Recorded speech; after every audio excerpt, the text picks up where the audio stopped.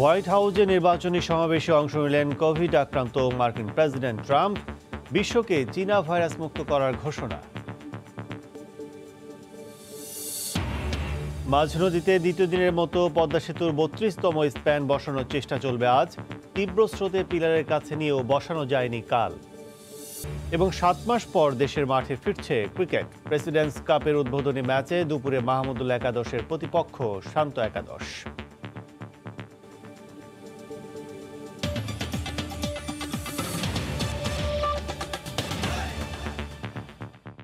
ভোরের সময় সঙ্গে আছি আমি কাজল আব্দুল্লাহ। করোনা থেকে পুরোপুরি সেরে ওঠার আগেই হোয়াইট হাউসে নির্বাচনী সমাবেশে অংশ নিলেন মার্কিন প্রেসিডেন্ট ডোনাল্ড ট্রাম্প। সমর্থকদের উদ্দেশ্যে দেয়া বক্তব্যে গাইলেন নিজের গুণগান।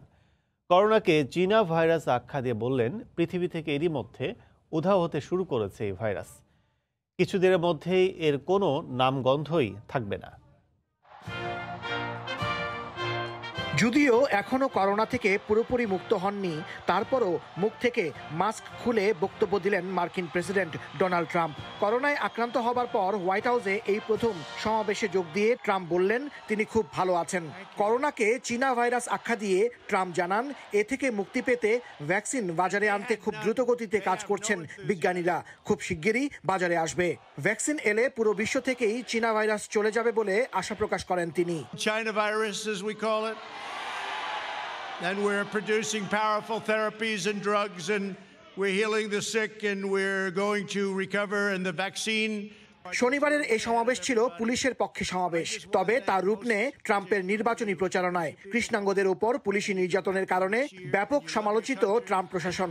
তবে ট্রাম্প এবার বললেন, কৃষ্ণাঙ্গ সহ সব ধর্ম বর্ণের মানুষের প্রতি তার যথেষ্ট সম্মান এবং সমর্থন আছে। ট্রাম্প আরও বলেন, আব্রাহাম লিঙ্কনের পর তিনি একমাত্র প্রেসিডেন্ট যিনি কৃষ্ণাঙ্গদের জন্য সবচেয়ে বেশি কাজ করেছেন। কৃষ্ণাঙ্গদের চাকরির বাজার তিনিই প্রসারিত করেছেন বলে উল্লেখ করেন। তিনি বলেন, গত 4 বছরে অপরাধ কমিয়ে আনতে সক্ষম হয়েছে তার প্রশাসন। Every American, every race and color, we love you. Every race, color, creed, we support you, we honor you. It's a dangerous profession. প্রায় 17 মিনিটের বক্তব্যে ওবামা প্রশাসনের সমালোচনা করতে ছাড়েননি ট্রাম্প। ওবামা আমলের স্বাস্থ্যনীতিকে চরম বাজে বলে উল্লেখ করেন তিনি। এছাড়াও নিজের নানা পদক্ষেপের গুণগান গাইলেন ট্রাম্প। করোনায় বহু মানুষ বেকার হলেও ট্রাম্প বলেন, অর্থনীতি ইতিহাসের সবচেয়ে দ্রুত গতিতে এগোচ্ছে এবং গত 4 মাসেই 1,14,00,000 মানুষের কর্মসংস্থানের ব্যবস্থা করেছেন।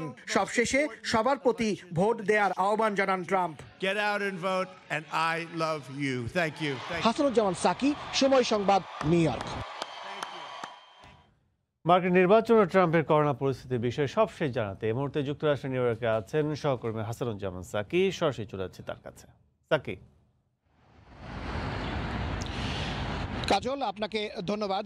আমার রিপোর্টটি আপনারা দেখেছেন যে সেই রিপোর্টটিতে পুরো বিষয়টি চলে এসেছে। তারপরেও আমি একটু বলতে চাই যে আজকে যে হোয়াইট হাউসে যে সমাবেশটি হবে এটি নিয়ে কিন্তু আগে থেকেই পূর্ব নির্ধারিত ছিল, এবং যখন বলা হচ্ছিল যে আজকের এই সমাবেশটি ট্রাম্প করছেন তখন কিন্তু একটি আলোচনা সমালোচনার কিন্তু ঝড় বয়ে গেছে মার্কিন রাজনীতিতে। কারণ হচ্ছে যে এখন পর্যন্ত প্রেসিডেন্ট ডোনাল্ড ট্রাম্প তিনি কি করোনা আক্রান্ত হয়েছিলেন, তিনি কি করোনা থেকে সেরে উঠেছেন কিনা এই বিষয়টি পরিষ্কার নয়। সাংবাদিকরা বারবার তাকে তার হোয়াইট হাউসের কর্তৃপক্ষকে এবং তার উপদেষ্টাদেরকে, প্রেস সেক্রেটারিকে জিজ্ঞেস করছে যে ডোনাল্ড ট্রাম্প সর্বশেষ তার করোনা নেগেটিভের রিপোর্ট কবে এসেছে। এই প্রশ্নটির উত্তর কিন্তু এখনো পাওয়া যায়নি, তারা স্পষ্টভাবে বলেনি। যেহেতু উত্তর পাওয়া যায়নি, ধরে নেওয়া যেতে পারে যে এখন পর্যন্ত তিনি করোনা নেগেটিভ হয়েছেন সেই রিপোর্ট হয়তো নেই। এই অবস্থায় আজকে হোয়াইট হাউসের যে সমাবেশ সেই সমাবেশটি নিয়ে কিন্তু গতকাল থেকেই কিন্তু বিতর্ক ছিল, কিন্তু সবশেষে আজকে সেই দুপুরবেলায় কিন্তু এই সমাবেশটি হয়েছে। যেটি আমি বলছিলাম আমার রিপোর্টে যে তিনি কিন্তু মাস্ক পরেই কিন্তু এসেছেন, কিন্তু সমাবেশস্থলে আসার পরে কিন্তু তিনি মাস্ক খুলেই বক্তব্য রেখেছেন। যদিও তিনি ব্যালকনিতে থেকে তার বক্তব্য রাখার কারণে যে দর্শক শ্রোতা ছিলেন, সমাবেশে যেসব অংশগ্রহণকারী ছিলেন তাদের কাছ থেকে ডোনাল্ড ট্রাম্পের দূরত্বটা ছিল, যথেষ্ট দূরত্ব ছিল। কিন্তু তারপরেও কিন্তু একজন করোনা আক্রান্ত রোগী কিভাবে সমাবেশ করেন এই বিষয়গুলো নিয়ে কিন্তু আলোচনা সমালোচনা বিতর্ক রয়েছে। তিনি আজকে কয়েকটি বিষয়ের উপরে সমাবেশে গুরুত্ব দিয়েছেন। একটি হচ্ছে যে করোনা ভাইরাসে কিভাবে মোকাবেলা করবে। তিনি আবারও বলেছেন যে যুক্তরাষ্ট্রের মানুষ এবং তিনি করোনা মোকাবেলা করেছেন যথেষ্ট সাহসিকতার সঙ্গে এবং শক্তিমত্তার সঙ্গে, এবং এই করোনা ভাইরাসকে তিনি এবং যুক্তরাষ্ট্রের মানুষ যে গুরুত্ব দেয় না সেই বিষয়টি তিনি কিন্তু আবারও কিন্তু উল্লেখ করেছেন, এবং বরাবরের মতোই তিনি এই করোনা ভাইরাসকে চীনা ভাইরাস বলে উল্লেখ করেছেন, এবং তিনি আশাবাদ ব্যক্ত করেছেন যে এই ভ্যাকসিন খুব অচিরেই চলে আসবে এবং যুক্তরাষ্ট্রের মানুষ প্রথম এই ভ্যাকসিনটি পাবে। তাছাড়া তিনি ওবামা প্রশাসনের স্বাস্থ্যনীতি নিয়ে কিন্তু খুব কড়া সমালোচনা করেছেন, এবং তিনি বলেছেন যে তার যে স্বাস্থ্যনীতি সেটি সবচেয়ে উৎকৃষ্ট, সবচেয়ে উন্নত এবং ভালো স্বাস্থ্যনীতি, এবং পাশাপাশি যে বর্ণবাদ বিরোধী যে বৈষম্য আন্দোলন চলছে সেই বিষয়টির উপরে তিনি জোর দিয়েছেন, এবং তিনি সেখানেও বলেছেন যে হিসপ্যানিক এবং ব্ল্যাকদের জন্য তিনি যা করেছেন আর কোনো রাষ্ট্রপতি সেটি করেননি, কোনো প্রেসিডেন্ট করেননি। সামগ্রিক বিষয় নিয়ে কথা বলার জন্য আমরা একজন আইটি বিশেষজ্ঞের সঙ্গে কথা বলবো। তিনি যুক্তরাষ্ট্রের নাগরিক, বাংলাদেশি, রবিন খান। তার প্রতিষ্ঠানের নাম টেকনোসফট, সেই টেকনোসফটের তিনি একজন প্রতিষ্ঠাতা। আপনি আসবেন জনাব রবিন খান, আপনাকে একটু জানতে চাইবো যে এই যে একটা অবস্থা চলছে সেই অবস্থায় নির্বাচন কোন পথে যাচ্ছে, আপনার কি ধারণা, আপনার কি বক্তব্য? আমি যতদূর মনে করছি যে নির্বাচনের যত কাছে আসছে দিনগুলো ততই একটা ধোঁয়াশে পরিবেশ তৈরি হচ্ছে। বিশেষ করে ট্রাম্পের যে রেটিংটা ছিল জরিপে কিছুদিন আগেও, সেখান থেকে অনেকখানি নেমে এসেছে। আমি মনে করি এই পরিস্থিতিতে হয়তোবা কাজ করছে তার করোনা ভাইরাস তার নিজেরও হয়ে গেছে, এবং সেটা মোকাবেলা দেশের অর্থনৈতিক যে একটা ধাক্কা লেগেছে সেটাকে সে কীভাবে মোকাবেলা করছে, স্বাস্থ্য খাতকে কীভাবে মোকাবেলা করছে, এটা অনেক বিষয়। জো বাইডেনের ক্ষেত্রে ডেফিনেটলি উনি অনেকদিন ভাইস প্রেসিডেন্ট ছিলেন এবং তার যথেষ্ট অভিজ্ঞতা আছে, কিন্তু তারপরেও ঠিক বোঝা যাচ্ছে না যে আসলে আমার কাছে মনে হচ্ছে সেও যে অত্যন্ত ডেমোক্রেটের সবচেয়ে জোরালো প্রার্থী সেটাও আমি বলবো না। হয়তো অন্য কোনো প্রার্থী ডেমোক্রেটে থাকলে আরও স্ট্রং প্রার্থী হতে পারতো। আর ট্রাম্প যেহেতু রিপাবলিকান থেকে নিজেই যেহেতু এটা সেকেন্ড টার্মে সে দাঁড়াচ্ছে, অন্য কোনো প্রার্থী নেই, তো জনগণের হাতে আসলে দুটো অপশনই রয়ে গেছে যে ইদার তারা যদি রিপাবলিকানকে চায় এবং ট্রাম্পকে চায় তারা ট্রাম্পের দিকে ভোট যাবে, আর যদি কোনো পরিবর্তন আসে অথবা জো বাইডেনকে তারা দেখতে চায় ক্ষমতায়, তাহলে অবশ্যই শেষ মুহূর্তে অনেক কিছু ডিপেন্ড করছে। যদিও এই মুহূর্তে বলা আছে জো বাইডেন অনেকখানি এগিয়ে আছেন। জি, আপনাকে একটু সুনির্দিষ্ট প্রশ্ন করতে চাই একজন প্রযুক্তি খাতের একজন বিশেষজ্ঞ হিসেবে, যেহেতু আপনারও একটি প্রযুক্তি প্রশিক্ষণ ইনস্টিটিউট রয়েছে বাংলাদেশি টেকনোসফট। H-1B ভিসা নিয়ে যে বিতর্কটি রয়েছে এবং ডোনাল্ড ট্রাম্প প্রশাসন যেভাবে H-1B ভিসা যেভাবে কড়াকড়ি করছেন, বিদেশ থেকে কর্মী নিয়োগের ব্যাপারে যে কড়াকড়ি আরোপ করেছেন, আমরা জানি যে এখানকার যে আইটি প্রতিষ্ঠান আছে সেই সব আইটি প্রতিষ্ঠান কিন্তু বিদেশ থেকে কিন্তু কর্মী কিন্তু তারা নিয়োগ দেয়, হায়ার করে নিয়ে আসে। তো এই জায়গাটি কি হবে তাতে করে যেসব দেশে থেকে কর্মী নিয়োগ করা হয়, বাংলাদেশ থেকে, এশিয়ার বিভিন্ন দেশ থেকে, বিশেষ করে ভারত থেকে, তাদের সমর্থন কি ডোনাল্ড ট্রাম্প পারবে এই কারণে? অ্যাকচুয়ালি এটা কিন্তু গত মেয়াদেও 16 সালেও যখন নির্বাচনে উনি আসেন তখন এরকম একটা ছিল যে ডোনাল্ড ট্রাম্প আসলে বাই আমেরিকান হায়ার আমেরিকান যে তার স্লোগানটি, রাইট, সেক্ষেত্রে H-1 ভিসাকে কড়াকড়ি করা হবে ওই সময়ও ছিল, এবং ভারতীয়রা তাকে নিয়ে একটা বড় সম্মেলনও করেছিল নিউ জার্সিতে যাতে তার ফেভার পাওয়া যায়, বাট আলটিমেট কিন্তু সেখানে কাজ হয়নি, রাইট। এবং H-1-এর ক্ষেত্রে আমার আসলে মিশ্র প্রতিক্রিয়া। ডেফিনেটলি H-1-কে কড়াকড়ি করা আমার মতে একদিক দিয়ে ঠিক হয়েছে, বিকজ আমেরিকাতেই অনেক মানে ইয়াং জেনারেশন রয়ে গেছে, অনেক আনএমপ্লয়েড ভালো ভালো কী বলবো স্কিল পিপল আছে যাদেরকে যদি আইটি ফিল্ডে আনা যায়, স্পেশালি H-1 আইটির জন্য হয়ে থাকে বেশিরভাগই। 72% আই থিঙ্ক আসে ইন্ডিয়া থেকে, 12%-এর মতো চায়না থেকে, আর rest of the whole world, right. So in that case এটাকে পুরোপুরি বন্ধ করাটার মোটেও ঠিক হবে না, বিকজ এখনও স্কিল পিপলের প্রচণ্ড দরকার, এবং অন্যান্য দেশ বেশ করে ক্যালিফোর্নিয়া এবং সিলিকন ভ্যালিতে, রাইট। কিন্তু আমি দেখেছি 16 সালের পর যখন H-1-কে একটু কড়াকড়ি করা হয়েছে তখন বহু মানুষ এখানে জব পেয়েছে, বিশেষ করে আইটি খাতে আমরা অনেককে প্লেস করেছি। আমি নিজেই আমার প্রতিষ্ঠান থেকে না হলেও 200 থেকে 300 গত 3-4 বছরে প্লেস করেছি। এটা একটু কঠিন ছিল 16 সালের আগে। জি, আপনাকে অসংখ্য ধন্যবাদ জনাব রবিন খান। কাজল, আপনি শুনছিলেন যে সব কিছু মিলিয়ে ডোনাল্ড ট্রাম্প প্রশাসনের যে সিদ্ধান্ত, সেই কাজল আপনি যেটি শুনছিলেন যে মিশ্র প্রতিক্রিয়া রয়েছে কিন্তু ট্রাম্প প্রশাসনের বিভিন্ন কর্মকাণ্ড নিয়ে এবং তার সিদ্ধান্ত নিয়ে। এইরকম একটি মিশ্র প্রতিক্রিয়া মার্কিন যুক্তরাষ্ট্রের নাগরিকরা আসলে কাকে ভোট দেবেন সেটির উপরেই নির্ভর করছে কিন্তু আগামী নির্বাচনের ফলাফল, যে নির্বাচন অনুষ্ঠিত হতে যাচ্ছে নভেম্বরের 3 তারিখ। কাজল, আপনাকে ধন্যবাদ। Hasanuzzaman Saki, Somoy Sangbad, new York. মার্কিন নির্বাচন এবং সার্বিক অবস্থা জানাতে আমাদের সাথে নিউ ইয়র্ক থেকে যোগ দিয়েছেন সহকর্মী হাসানুজ্জামান সাকি। শেষ পর্যন্ত স্রোতের তীব্রতার কাছে হার মানতে হলো পদ্মা সেতুর প্রকৌশলীদের। গতকাল দিনভর চেষ্টা করা হয় মাওয়া প্রান্তে 32তম স্প্যানটি বসানোর। নির্ধারিত পিলারের কাছে স্প্যান নিয়ে যাওয়া হলেও নদীর তলদেশে ক্রেন নোঙর করতে না পারায় কাজ স্থগিত করা হয়। আজ সকাল থেকে আবার শুরু হবে কাজ। স্রোতের কারণেই গত 4 মাস ধরে পদ্মা সেতুতে নতুন কোনো স্প্যান বসানো যায়নি। সাইফুল ইসলামের ছবিতে বিস্তারিত জানাচ্ছেন এহসান জুয়েল। শনিবার সকাল 9:30টায় মাওয়ার কুমারভোগ ইয়ার্ড থেকে স্প্যানটি তোলা হয় বিশাল আকৃতির ক্রেনে। তারপর 4 ঘন্টার অপেক্ষা শেষে দুপুর 1টার পর স্পেন নিয়ে নির্ধারিত 4 ও 5 নম্বর পিলারের দিকে রওনা দেয় ক্রেন। গত 4 মাস ধরে ক্রেনটি অচল বসে থাকায় এটির যন্ত্রপাতি সব পরীক্ষা নিরীক্ষার জন্য এত লম্বা সময় নেওয়া হয়। ইয়ার্ড থেকে 1 কিলোমিটার দূরত্ব পাড়ি দিয়ে আসতে ক্রেনটির সময় লাগে 1 ঘন্টা। এর আগের স্প্যানগুলো বসানোর সময় নদীর 2 পারে নোঙর করে ক্রেন, কিন্তু এই স্প্যানটি মাঝ নদীতে হওয়ায় নদীর তলদেশের মাটিতে বিশেষ পদ্ধতিতে নোঙর করার চেষ্টা করা হয়। 2 পাশে 3টি করে 6টি মোটা কেবল টানার জন্য বেশ কয়েকবার নদীর গভীরে নোঙর ফেলে ক্রেন টেনে নেয়ার চেষ্টা করা হয়, কিন্তু নদীর তলদেশে শক্ত মাটি না পাওয়ায় বারবারই সেখানে ব্যর্থ হয় তারা। বিকেল 5টা পর্যন্ত চেষ্টা করে স্প্যান তোলার কাজ প্রথম দিনের মতো স্থগিত ঘোষণা করা হয়। এর আগে দ্বিতীয় ও 13তম স্প্যান বসানোর ক্ষেত্রেও প্রথম দিন কাজ স্থগিত করে দ্বিতীয় দিন স্প্যান বসাতে হয়েছে। আগের স্প্যান বসানোর অভিজ্ঞতা কাজে লাগিয়ে রোববার আবারও নতুন করে 32তম স্প্যান বসানোর কাজ শুরু হবে। এহসান জুয়েল, সময় সংবাদ, মাওয়া, মুন্সিগঞ্জ।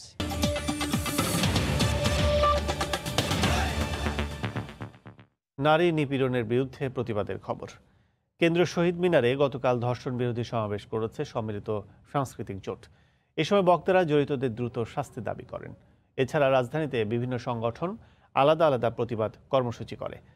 এদিকে ধর্ষণ মামলার নূরসহ সব আসামিদের গ্রেফতারের দাবিতে টানা 3য় দিনের অবস্থান কর্মসূচিতে অসুস্থ হয়ে পড়ায় ভুক্তভোগী শিক্ষার্থীকে ঢাকা মেডিকেলে ভর্তি করা হয়েছে।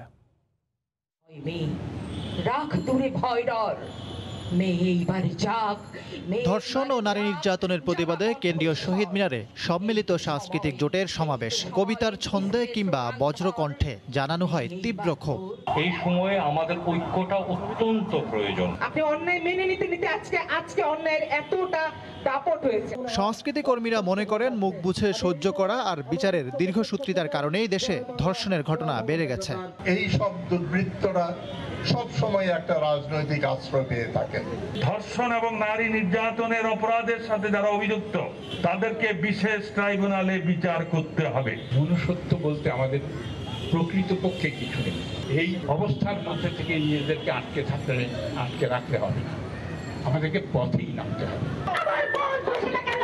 এদিকে ঢাকা বিশ্ববিদ্যালয় ছাত্রী ধর্ষণ মামলায় হাসান আল মামুন, ডাকসুর সাবেক ভিপি নুরুল হক নূরসহ অভিযুক্তদের বিচারের দাবিতে শাহবাগ মোড় অবরোধ করে মুক্তিযুদ্ধ মঞ্চ। সবকটি রাস্তা বন্ধ করে দেয় এ সময় তীব্র যানজট দেখা দেয়।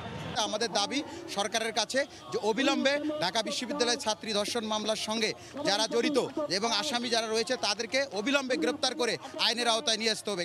এদিকে নির্যাতিতা সেই ছাত্রী বিচারের দাবিতে টানা 3য় দিনের অবস্থান কর্মসূচি পালনের সময় অসুস্থ হয়ে পড়ায় তাকে স্যালাইন দেয়া হয়। পরে তাকে হাসপাতালে ভর্তি করা হয়।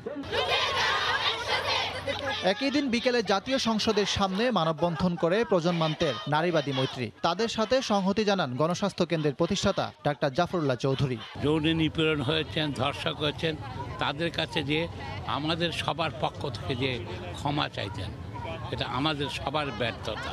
অংশ নেন ইংলিশ মিডিয়াম স্কুলের শিক্ষার্থীরাও। ধর্ষণ ও নিপীড়নের বিরুদ্ধে 10 দফা দাবি তুলে ধরা হয় কর্মসূচি থেকে। ইকরাম হুসাইন, সময় সংবাদ, ঢাকা। ধর্ষণ ও যৌন নিপীড়নের প্রতিবাদে এবং জড়িতদের দৃষ্টান্তমূলক শাস্তির দাবিতে গতকাল দেশের বিভিন্ন স্থানে মানববন্ধন ও সমাবেশ করেছে নানা সংগঠন। সকালে যশোর প্রেস ক্লাবের সামনে নারী ও শিশু অধিকার ফোরাম, আলোর রেখা নারী সংঘ ও ইচ্ছা পূরণ স্বেচ্ছাসেবী সংগঠনের ব্যানারে মানববন্ধন অনুষ্ঠিত হয়। এতে নানা শ্রেণী পেশার মানুষ অংশ নেন। একই দাবিতে ভোলায় মানববন্ধন করেছে সুশাসনের জন্য নাগরিক, সুজন ও বিভিন্ন সামাজিক ও সাংস্কৃতিক সংগঠন। এ সময় বক্তারা ধর্ষকদের দ্রুত শাস্তির আওতায় আনার দাবি জানান। দেশব্যাপী ধর্ষণ ও নারী নির্যাতনের প্রতিবাদে পার্বত্য জেলা রাঙ্গামাটিতেও গানে গানে প্রতিবাদ জানিয়েছে খেলাঘর নামে একটি সামাজিক সংগঠন।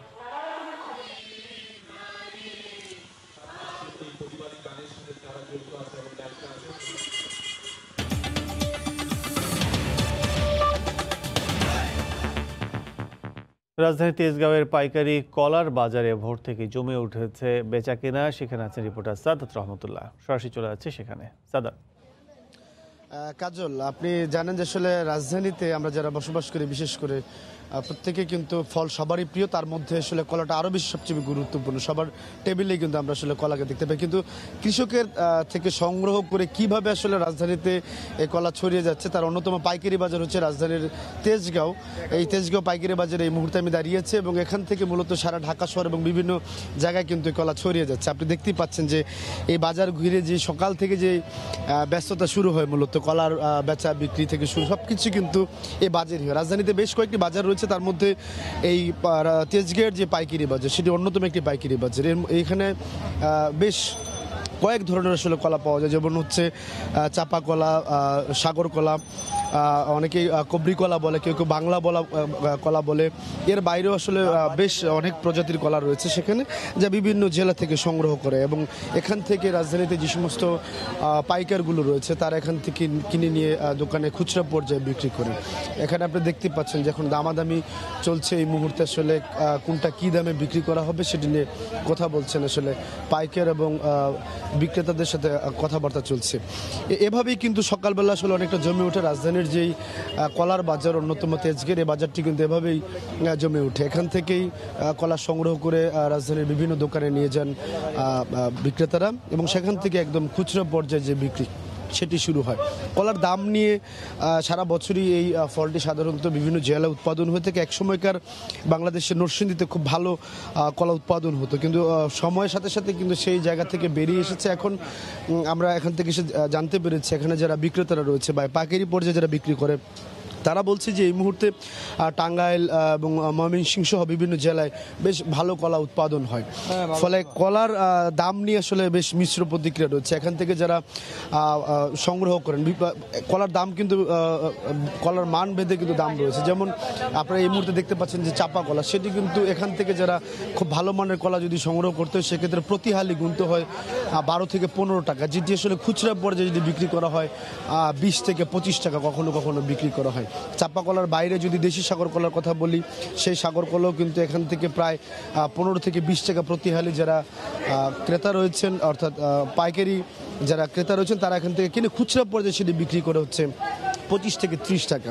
এখন এই মুহূর্তে কলার সব সিজনে আসলে কলা খুব ভালো উৎপাদন হয়, যদিও শীতের সময়গুলোতে আসলে কলার দাম একটু কিছুটা কম থাকে, একই সাথে কিন্তু কলার চাহিদাও কম থাকে। কিন্তু এখন যেহেতু খুব ভরা মৌসুম কলার, সেক্ষেত্রে বাজারে প্রচুর পরিমাণে কলা রয়েছে এবং একই সাথে পাইকারও কিন্তু রয়েছে। সব মিলে এখন এই মুহূর্তে একদম পুরো ব্যস্ত সময় পার করছে রাজধানীর অন্যতম যে পাইকারি বাজার তেজগাঁয়ে। আপনারা দেখতেই পাচ্ছেন যে কলার যে কাটা নিয়ে অনেকটা ব্যস্ততা রয়েছে এবং খুব এই ব্যস্ততা কিন্তু 10 থেকে 11টা পর্যন্ত এর মধ্যেই কিন্তু ব্যস্ততা চলবে এবং এই ব্যস্ততার এর মধ্যেই কিন্তু সবাই যার যার কাজ ছেড়ে চলে যাবে। আবার রাতের বেলা থেকে শুরু হয় মূলত কলার ব্যস্ততা এবং সেই ব্যস্ততা সারা রাত ধরে চলে সকাল পর্যন্ত।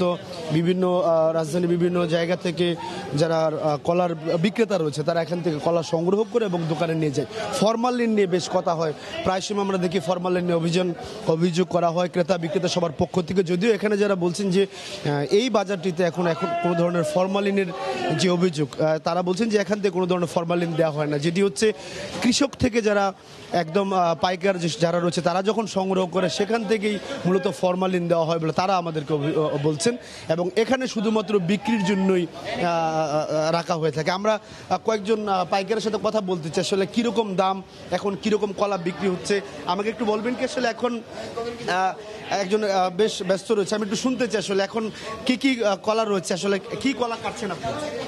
একজন আমি একটু কি কলা গুনছেন আপনি? চাম্পা কলা। চাম্পা কলা কেমন হালি এখন এই মুহূর্তে দাম? এটা তো মনে হয় যে 150 টাকা করে লইছে, তাহলে 60 টাকা 50 পয়সা পড়ে মনে হালি। এর বাইরে কি কি কলা এখানে আছে?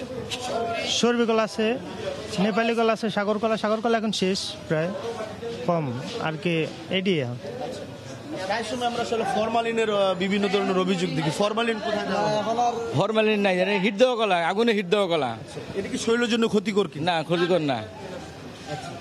আপনি শুনছিলেন আসলে এখানে যারা বিক্রেতারা রয়েছেন তারা বলছিলেন যে আসলে কিভাবে এখান থেকে কলা সংগ্রহ করে এবং কিভাবে কেটে সেটি আসলে যারা খুচরা যারা বিক্রি করবে তাদের হাতে তুলে দেওয়া হয়। এখানে আপনি দেখতে পাচ্ছেন এগুলো হচ্ছে সবরি কলা। এখন যেহেতু সবরি কলার সিজন না, সেক্ষেত্রে এই কলাগুলো আসলে বিভিন্ন জেলা থেকে এসেছে, যদিও এখন সবরি কলার সিজন না। এগুলো সাধারণত 15 থেকে 20 টাকা করে হালি বিক্রি হয় খুচরা পর্যায়ে। এখন এখান থেকে 10 থেকে 12 টাকা হালি যারা পাইকারি বিক্রেতারা রয়েছেন তারা কিনতে পারেন। একইভাবে আমরা দেখি যে আসলে রাজধানীতে যে পরিমাণ কলার হাট বসে, আসলে তার মধ্যে এই তেজগাঁয়ের যে অন্যতম এই হাটটি, এখান থেকে মূলত সারা ঢাকা শহরের বিভিন্ন জায়গায় খুচরা পর্যায়ে কলাগুলো চলে যায়, যার হালি কলার মান বেঁধে 10 থেকে কখনো 15 টাকা, কখনো 20 থেকে 25 টাকা হয়। এখন যেহেতু এটা কলার সিজন বলা যেতে পারে, কারণ বেশ কতগুলো ধরনের বিভিন্ন জাতের কলা এই মুহূর্তে বাজারে রয়েছে। এই ছিল এখন পর্যন্ত রাজধানীর তেজগাঁও থেকে কলার বেচা বিক্রির সবশেষ খবর। কাজল। রাজধানী তেজগাঁও থেকে কলার আড়ত থেকে আমাদের সাথে যোগ দিয়েছিলেন সাদত রহমতুল্লাহ। দেশে করোনা নিয়ে কম হয়নি গবেষণা, তবে পৃষ্ঠপোষকতার অভাবে তার সুফল ঘরে তুলতে পারেনি বাংলাদেশ। গবেষকরা বলছেন, সমন্বিত একটি উদ্যোগের আওতায় এসব গবেষণা করা গেলে করোনা মোকাবিলা আরও সহজ হতো।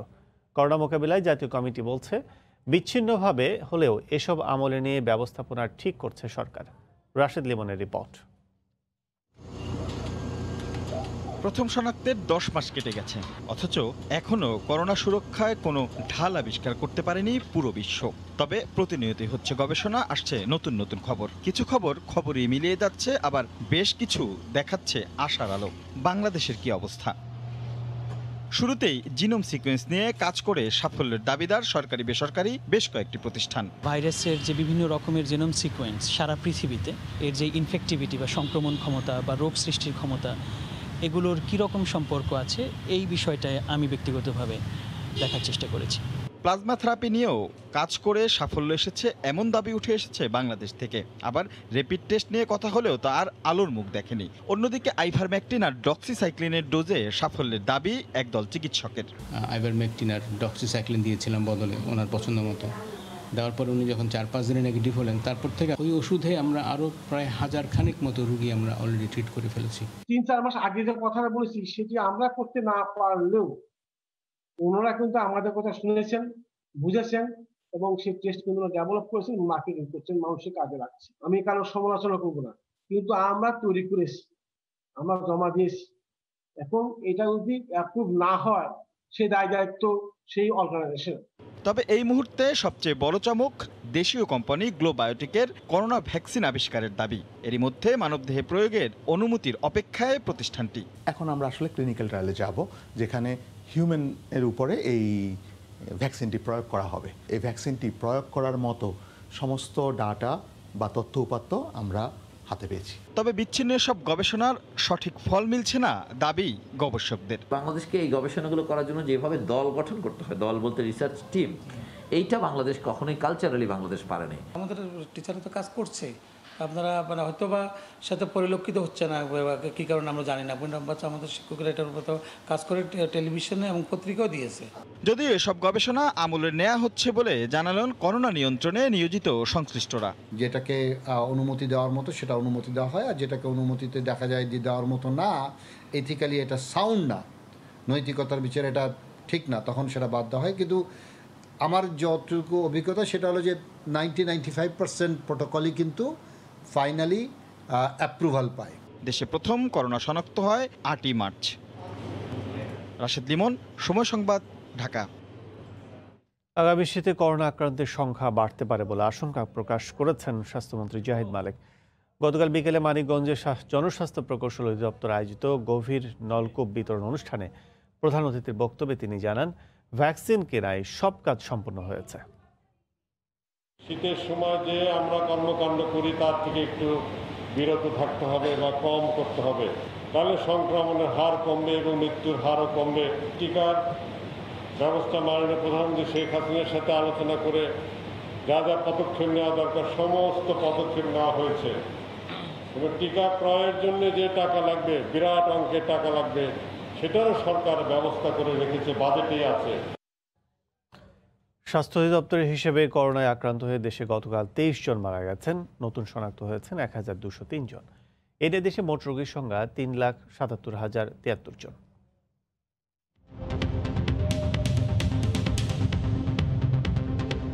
দেশে একদিনের নমুনা পরীক্ষা করা হয়েছে 10,859 জনের। এ পর্যন্ত মোট নমুনা পরীক্ষা হয়েছে 20,61,528 জন।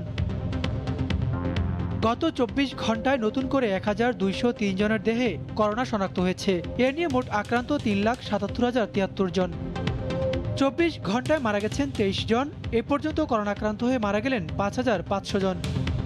করোনা থেকে 24 ঘন্টায় সুস্থ হয়েছেন 1,453 জন। মোট সুস্থ হয়েছেন 2,91,365 জন।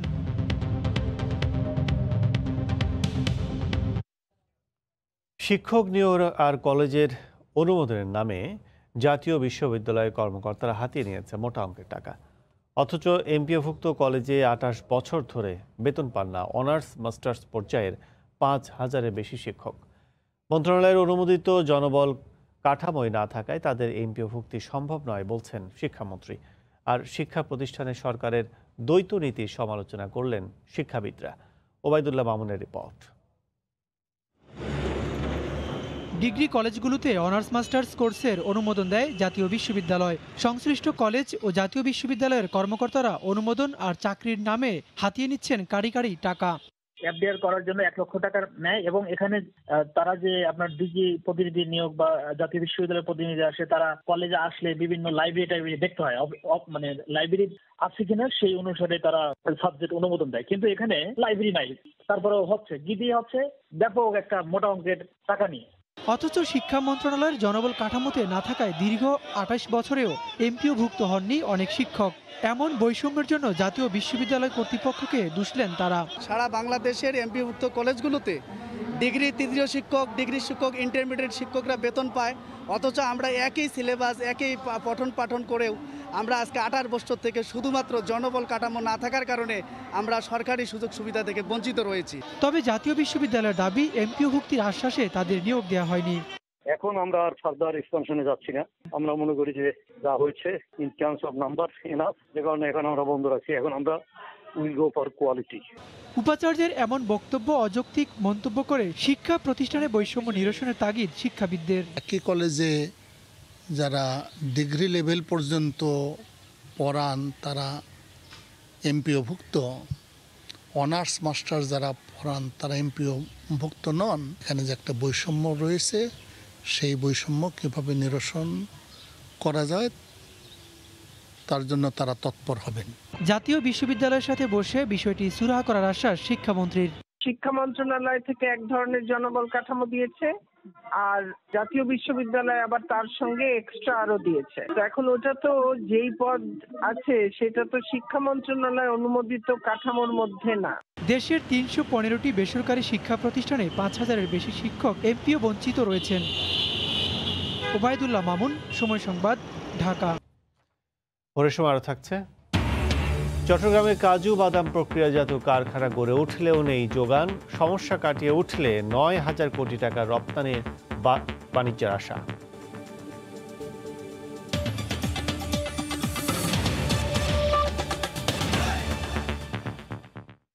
ইতিহাস ঐতিহ্যের ধারক নাটোরের উত্তরা গণভবন করোনার কারণে বন্ধ থাকায় দেশে বিভিন্ন স্থানের পর্যটকদের ফিরতে হচ্ছে মনে কষ্ট নিয়ে। স্বাস্থ্যবিধি মেনে জেলার প্রধান এই বিনোদন কেন্দ্রটি খোলার দাবি জানান তারা। এ ব্যাপারে এখনও কোনো সিদ্ধান্ত নেয়নি জেলা প্রশাসন। নাটোর প্রতিনিধি আল মামুনের পাঠানো তথ্য, ছবি না রিপোর্ট। নাটোর শহর থেকে ৪ কিলোমিটার উত্তরে দীঘাপতিয়া এলাকায় স্থাপিত উত্তরা গণভবনটি প্রতিদিন শত শত পর্যটকের সরব থাকলেও এখন চিত্রটা উল্টো। করোনার কারণে ৭ মাস বন্ধ থাকায় এখানে শুনশান নীরবতা। ইতিহাস ও ঐতিহ্যের বাহক এই রাজবাড়িটি বন্ধ থাকায় দেখতে এসে কষ্ট করে ফিরে যাচ্ছেন পর্যটকরা। এখন হতাশাগ্রস্ত হয়ে ফিরে যেতে হচ্ছে। বিভিন্ন দূর অঞ্চল থেকে আসতেছে, তারা আরো এখান থেকে কষ্ট নিয়ে ব্যথা নিয়ে এখান থেকে ঘুরে চলে যাচ্ছে। এটা খুলে দেওয়ার জন্য আমি কর্তৃপক্ষের দৃষ্টি আকর্ষণ করছি। দর্শকরা ২০ টাকা মূল্যের টিকিটে গণভবন পরিদর্শন করতে পারতেন। গত ১৯ মার্চ থেকে বন্ধ থাকায় ৭ মাসে সরকার রাজস্ব হারিয়েছে প্রায় ৪০ লাখ টাকা। বড় বড় অনুষ্ঠানগুলো আছে, এই অনুষ্ঠানে দর্শনার্থীরা এসে যদি না ঢুকতে পারে সরকার আরো রেভিনিউ হারাবে। দেশি বিদেশি মূল্যবান ও দুষ্প্রাপ্য গাছ সহ রাজবাড়িটির সৌন্দর্য মুগ্ধ করে দর্শনার্থীদের। প্রাণহীন উত্তরা গণভবনকে স্বাস্থ্যবিধি মেনে খুলে দেওয়ার জন্য আহ্বান জানালেন এই কর্মকর্তা। বিনয়ের সাথে আবেদন করব জেলা প্রশাসক মহোদয়কে যেন উত্তরা গণভবন স্বাস্থ্যবিধি মেনে খুলে দেওয়া হয়। জেলা প্রশাসক জানালেন, গণভবনটি খুলে দিতে মন্ত্রণালয়ের সাথে আলোচনা চলছে। আমরা আশা করি অনতিবিলম্বে আমাদের সমস্ত করোনা প্রতিরোধের কার্যক্রম গ্রহণ করে এটি দর্শনার্থীদের জন্য খুলে দিতে পারব। ১৭৩৪ সালে রাজা দয়ারাম রায় এই রাজবাড়িটি প্রতিষ্ঠা করেন। ১৯৬৭ সালে এটি গভর্নর হাউস হিসেবে পরিচিতি পায়। ১৯৭৩ সালে বঙ্গবন্ধু শেখ মুজিবুর রহমান এটিকে উত্তরা গণভবন ঘোষণা করেন। মন্ত্রিসভার বেশ কয়েকটি বৈঠক এখানে অনুষ্ঠিত হয়। সময় সংবাদ। বিদ্যমান সমস্যাগুলো কাটাতে পারলে বছরে ৯,০০০ কোটি টাকার কাজু বাদাম রপ্তানি সম্ভব। তরুণ উদ্যোক্তাদের সমন্বয়ে চট্টগ্রামে কাজু বাদামের প্রক্রিয়াজাতকরণ কারখানা গড়ে উঠলেও রয়ে গেছে যোগান স্বল্পতা। আর কাজু বাদামের যোগান বাড়াতে বাগান তৈরির জন্য ৩ পার্বত্য জেলায় ৫০ কোটি টাকার বিশেষ প্রকল্প নিয়েছে সরকার। শাখার টুপুর ক্যামেরায় বিস্তারিত জানাচ্ছেন কমল দে। কিছুদিন আগেও যে কাজু বাদাম ছিল অভিজাত মানুষদের জন্য বিদেশ থেকে আনা নাস্তার উপকরণ, সে কাজু বাদাম এখন প্রক্রিয়াজাতকরণ করা হচ্ছে দেশের কারখানায়। দেশের চাহিদা মেটানোর পাশাপাশি ২০২৪ সালের মধ্যে বছরে ৯,০০০ কোটি টাকার কাজু বাদাম বিদেশে রপ্তানি লক্ষ্যমাত্রা নিয়ে কাজ শুরু করেছে এ খাতের ব্যবসায়ীরা। বিশ্বে বর্তমানে ৯০,০০০ কোটি টাকার কাজু বাদামের চাহিদা রয়েছে। লক্ষ্যমাত্রা হচ্ছে ২০২৪ সালের মধ্যে ৯,০০০ কোটি টাকার প্রসেস কাজু বাদাম এক্সপোর্ট করা। যারা ইম্পোর্ট করছেন প্রসেস কাজু বাদাম অন্যান্য দেশ থেকে, তাদের বিপুল পরিমাণ যে ডিউটি ফাঁকি দিয়ে এটাকে বাজারে পরিণত করে রেখেছেন, এটা এখনো সবচেয়ে বড় বাধা। ৩ পার্বত্য জেলাতে সীমিত আকারে চলছে কাজু বাদামের চাষ। বর্তমানে উৎপাদন ২,০০০ মেট্রিক টন। ব্যবসায়ীরা বলছেন আগামীতে কাজু বাদামে হয়ে উঠতে পারে দেশের অন্যতম রপ্তানি খাত। এক্ষেত্রে ৩ পার্বত্য জেলায় সরকারের পক্ষ থেকে নেওয়া হয়েছে কাজু বাদাম বাগান তৈরির বিশেষ প্রকল্প। এই অবস্থায় 3 পার্বত্য জেলায় কাজু বাদামের চাষ বাড়াতে ৫০ কোটি টাকার একটি প্রকল্প নিয়েছে সরকার। সোমবার মন্ত্রী পরিষদ বৈঠকে অনুমোদন পেতে যাচ্ছে এই প্রকল্প। প্রায় ২ লাখ হেক্টর পাহাড়ি ভূমি কাজু বাদাম চাষের আওতায় আনার ব্যবস্থা নেওয়া হচ্ছে। যারা বাগান করেন তাদেরকে বিনা পয়সায় ট্রেনিং সহ সমস্ত কিছু গাছপালা চারা যা লাগে সব কিছু তাদেরকে দিয়ে পরিপূর্ণ বাগান করে দিয়ে তাদেরকে হস্তান্তর করা, এটা হচ্ছে আমাদের প্রকল্প। বিশ্বের কাজু বাদামের চাহিদার ৫২% ভিয়েতনাম এবং ২২% ভারত সরবরাহ করে। এক্ষেত্রে স্বাদ এবং গুণগত মান ভালো হওয়ায় জায়গা করে নিতে পারে বাংলাদেশও।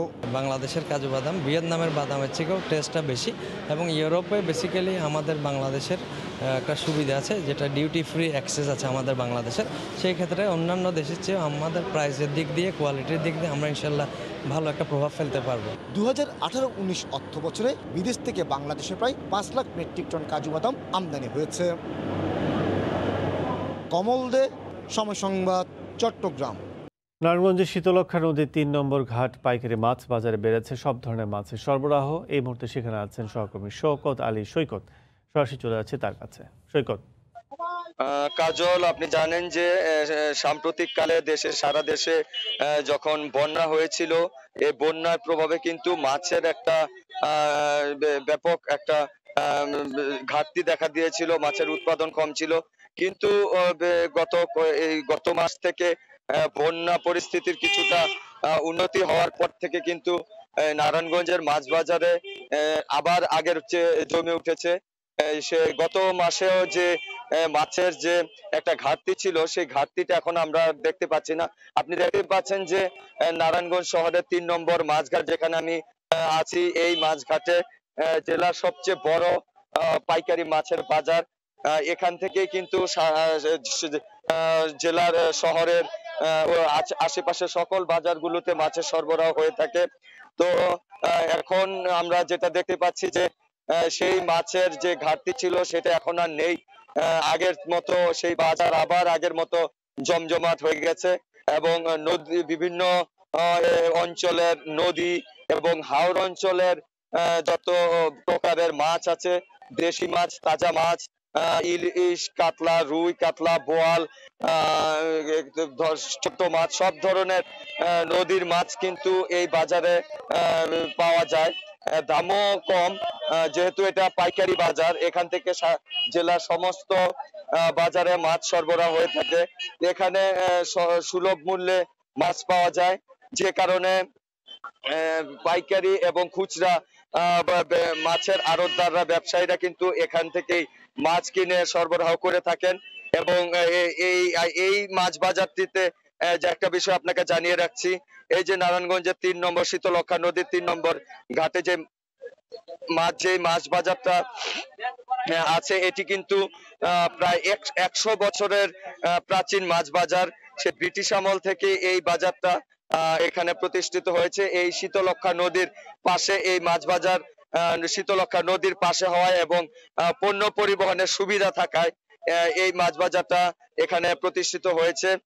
সমুদ্র থেকে, কক্সবাজার থেকে, চট্টগ্রাম থেকে, খুলনা থেকে, বরিশাল থেকে, মুন্সিগঞ্জ থেকে, দেশের বিভিন্ন অঞ্চল থেকে কিন্তু গভীর রাতে ট্রলারে করে এই শীতলক্ষা নদীর 3 নম্বর ঘাটে এই মাছ এসে এখানে নামে। তারপর এই ভোর থেকে কিন্তু ফজরের আজানের পর থেকে কিন্তু পাইকারি মূল্যে এই মাছ বাজারে বেচা কেনা শুরু হয়। বেলা 11টা থেকে 11:30 নাগাদ এখানে মাছের বাজার খুবই জমজমাট থাকে। আরেকটি বিষয় আপনাকে জানিয়ে রাখছি, এখানে কিন্তু গত বছরের চেয়ে এবছর কিন্তু প্রচুর পরিমাণে ইলিশ সরবরাহ হয়েছে। ইলিশের সাগরে মাছের পাইকারি আড়তদাররা যেটা আমাদেরকে জানিয়েছেন যে এবছর সাগরে প্রচুর ইলিশের প্রজনন এবং উৎপাদন হয়েছে, যে কারণে প্রতিদিনই গভীর রাতে, মধ্যরাতে নদী পথে ইলিশ, ব্যাপক পরিমাণে ইলিশ, প্রচুর পরিমাণে ইলিশ এই বাজারে এসে নামছে। বিভিন্ন আকারের ইলিশ এবার পাওয়া যাচ্ছে। 600 টাকা থেকে আর 1200-1400 টাকা মূল্যের ইলিশ এখানে পাওয়া যায়। 800 গ্রাম ওজনের থেকে প্রায় 2 কেজি ওজনের বড় আকারের ইলিশও, 2 কেজি ওজনের ইলিশও কিন্তু এখানে আমরা দেখতে পেয়েছি। আরেকটা বিষয় আপনাকে জানিয়ে রাখছি, এই পাইকারি মাছ বাজার শুধু মাছের ব্যবসায়ীরাই নয়, সাধারণ মানুষই কিন্তু এই মাছ বাজার থেকে মাছ কেনাকাটা করে থাকেন। বিভিন্ন সামাজিক এবং পারিবারিক অনুষ্ঠানকে উপলক্ষ করে মানুষ কিন্তু এখান থেকে মাছ কিনে নিয়ে যায়। কাজল, এই ছিল আমার কাছে নারায়ণগঞ্জের 3 নম্বর ঘাটে পাইকারি মাছ বাজারের সবশেষ খবর। শীতলক্ষা নদীর পাড়ে মাছ বেচাকেনার সবশেষ অবস্থানে ছিলেন সহকর্মী সৈকত। ক্যাম্প থেকে পালানোর সময় গতকাল 16 রোহিঙ্গাকে আটক করেছে আর্মড পুলিশ। উখিয়ার বালুখালী চেকপোস্ট ও সোনারপাড়া চেকপোস্টে পৃথক অভিযানে তাদের গ্রেফতার করা হয়। কক্সবাজারের APBN 16 ব্যাটালিয়নের অধিনায়ক বিষয়টি নিশ্চিত করেছেন। এ সময় জানানো হয়, বালুখালী ক্যাম্প থেকে পালানোর সময় 4টি রামদা সহ 4 জন এবং উখিয়ার সোনারপাড়া থেকে 12 জনকে গ্রেফতার করা হয়। সম্প্রতি কুতুপালং ক্যাম্পে রোহিঙ্গাদের মধ্যে 2 গ্রুপের সংঘর্ষের ঘটনায় দায়েরকৃত মামলায় গ্রেফতার এড়াতেই তারা ক্যাম্প ছেড়ে পালাচ্ছিলেন বলে জানায় পুলিশ। গ্রেফতার রোহিঙ্গাদের সংশ্লিষ্ট মামলায় আসামি দেখিয়ে উখিয়া থানায় হস্তান্তর করা হয়েছে।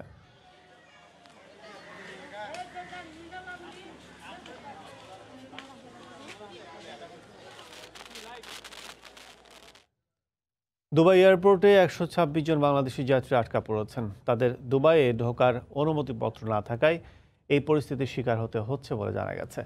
দুবাইয়ের বাংলাদেশ কনসুলেট বিষয়টি নিশ্চিত করেছেন। গতকাল সকালে ফ্লাই দুবাইয়ের ফ্লাইটটি অবতরণ করে। স্থানীয় ভিসা না থাকায় 18 জন যাত্রী তাদের স্পন্সরের জিম্মায় দুবাই ঢোকার সুযোগ পেলেও বাকিরা এখনও আটকা পড়ে আছেন এয়ারপোর্টে। তাদের এয়ারপোর্ট থেকে ছাড়িয়ে নেওয়ার চেষ্টা করা হচ্ছে, তবে বাকি 108 জন যাত্রীকে দেশেই ফিরতে হবে বলে ধারণা করা হচ্ছে।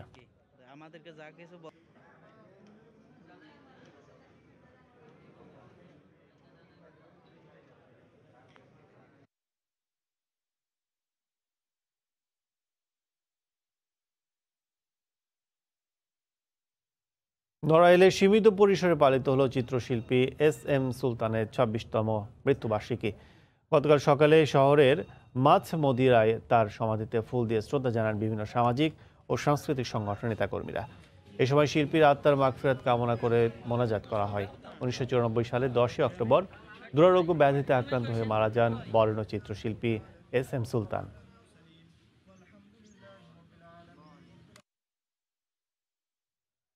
চতুর্থ দফায় যমুনা নদীর ভাঙনে আতঙ্কে দিশাহারা সিরাজগঞ্জবাসী। এ বিষয়ে জানাতে সদর উপজেলার 5 ঠাকুরি এলাকায় আছেন সহকর্মী রিঙ্কু কুণ্ডু। সরাসরি চলে যাচ্ছে তার কাছে। রিঙ্কু,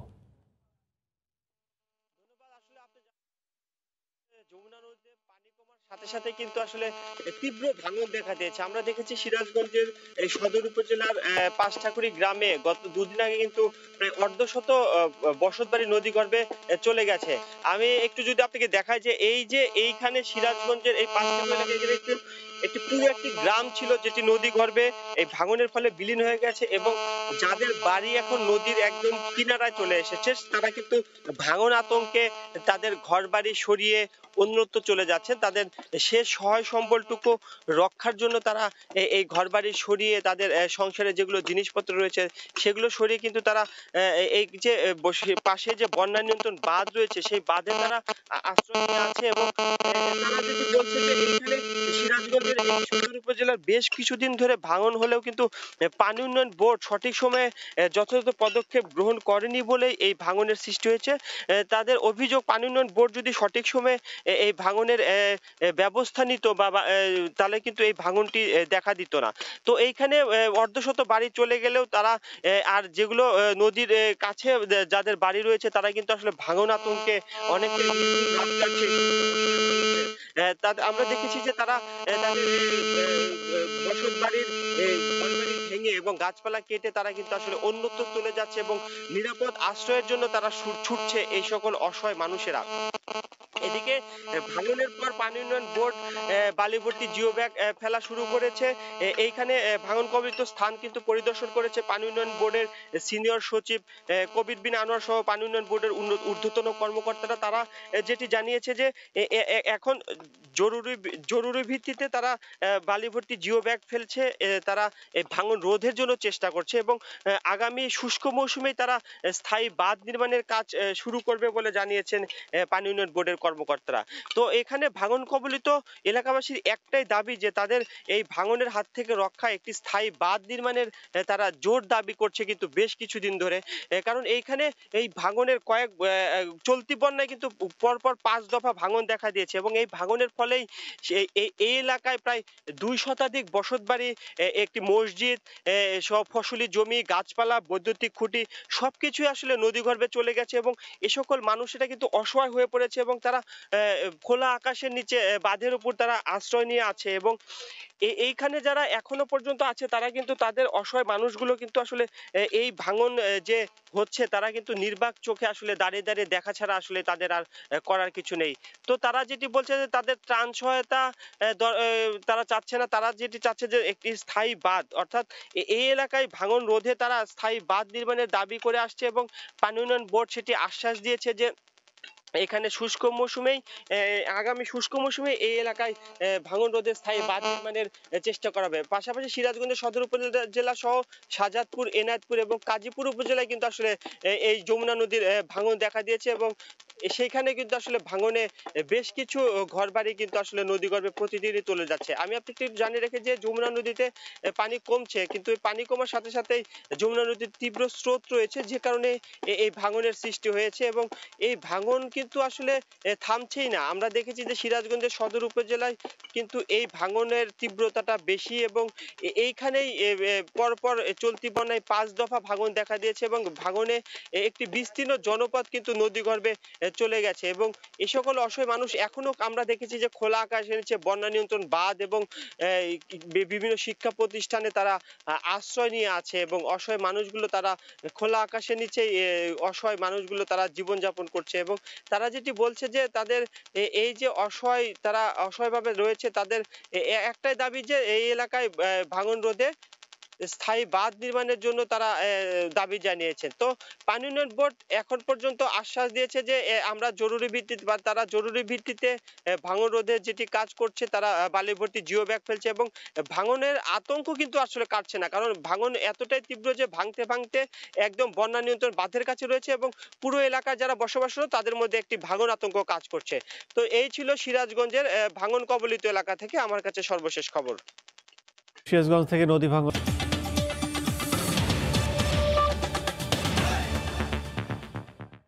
নৌযান নির্মাণ ও সংস্কারে বুড়িগঙ্গা নদীর তীরে গড়ে উঠেছে ডকইয়ার্ড। সকাল থেকে সেখানে শুরু হয়ে যায় কর্মযজ্ঞ। কেরানীগঞ্জ থেকে ডকইয়ার্ডের খবর জানাবেন রিপোর্টার সানবি রুপল। সরাসরি চলে যাচ্ছে তার কাছে। রুপল।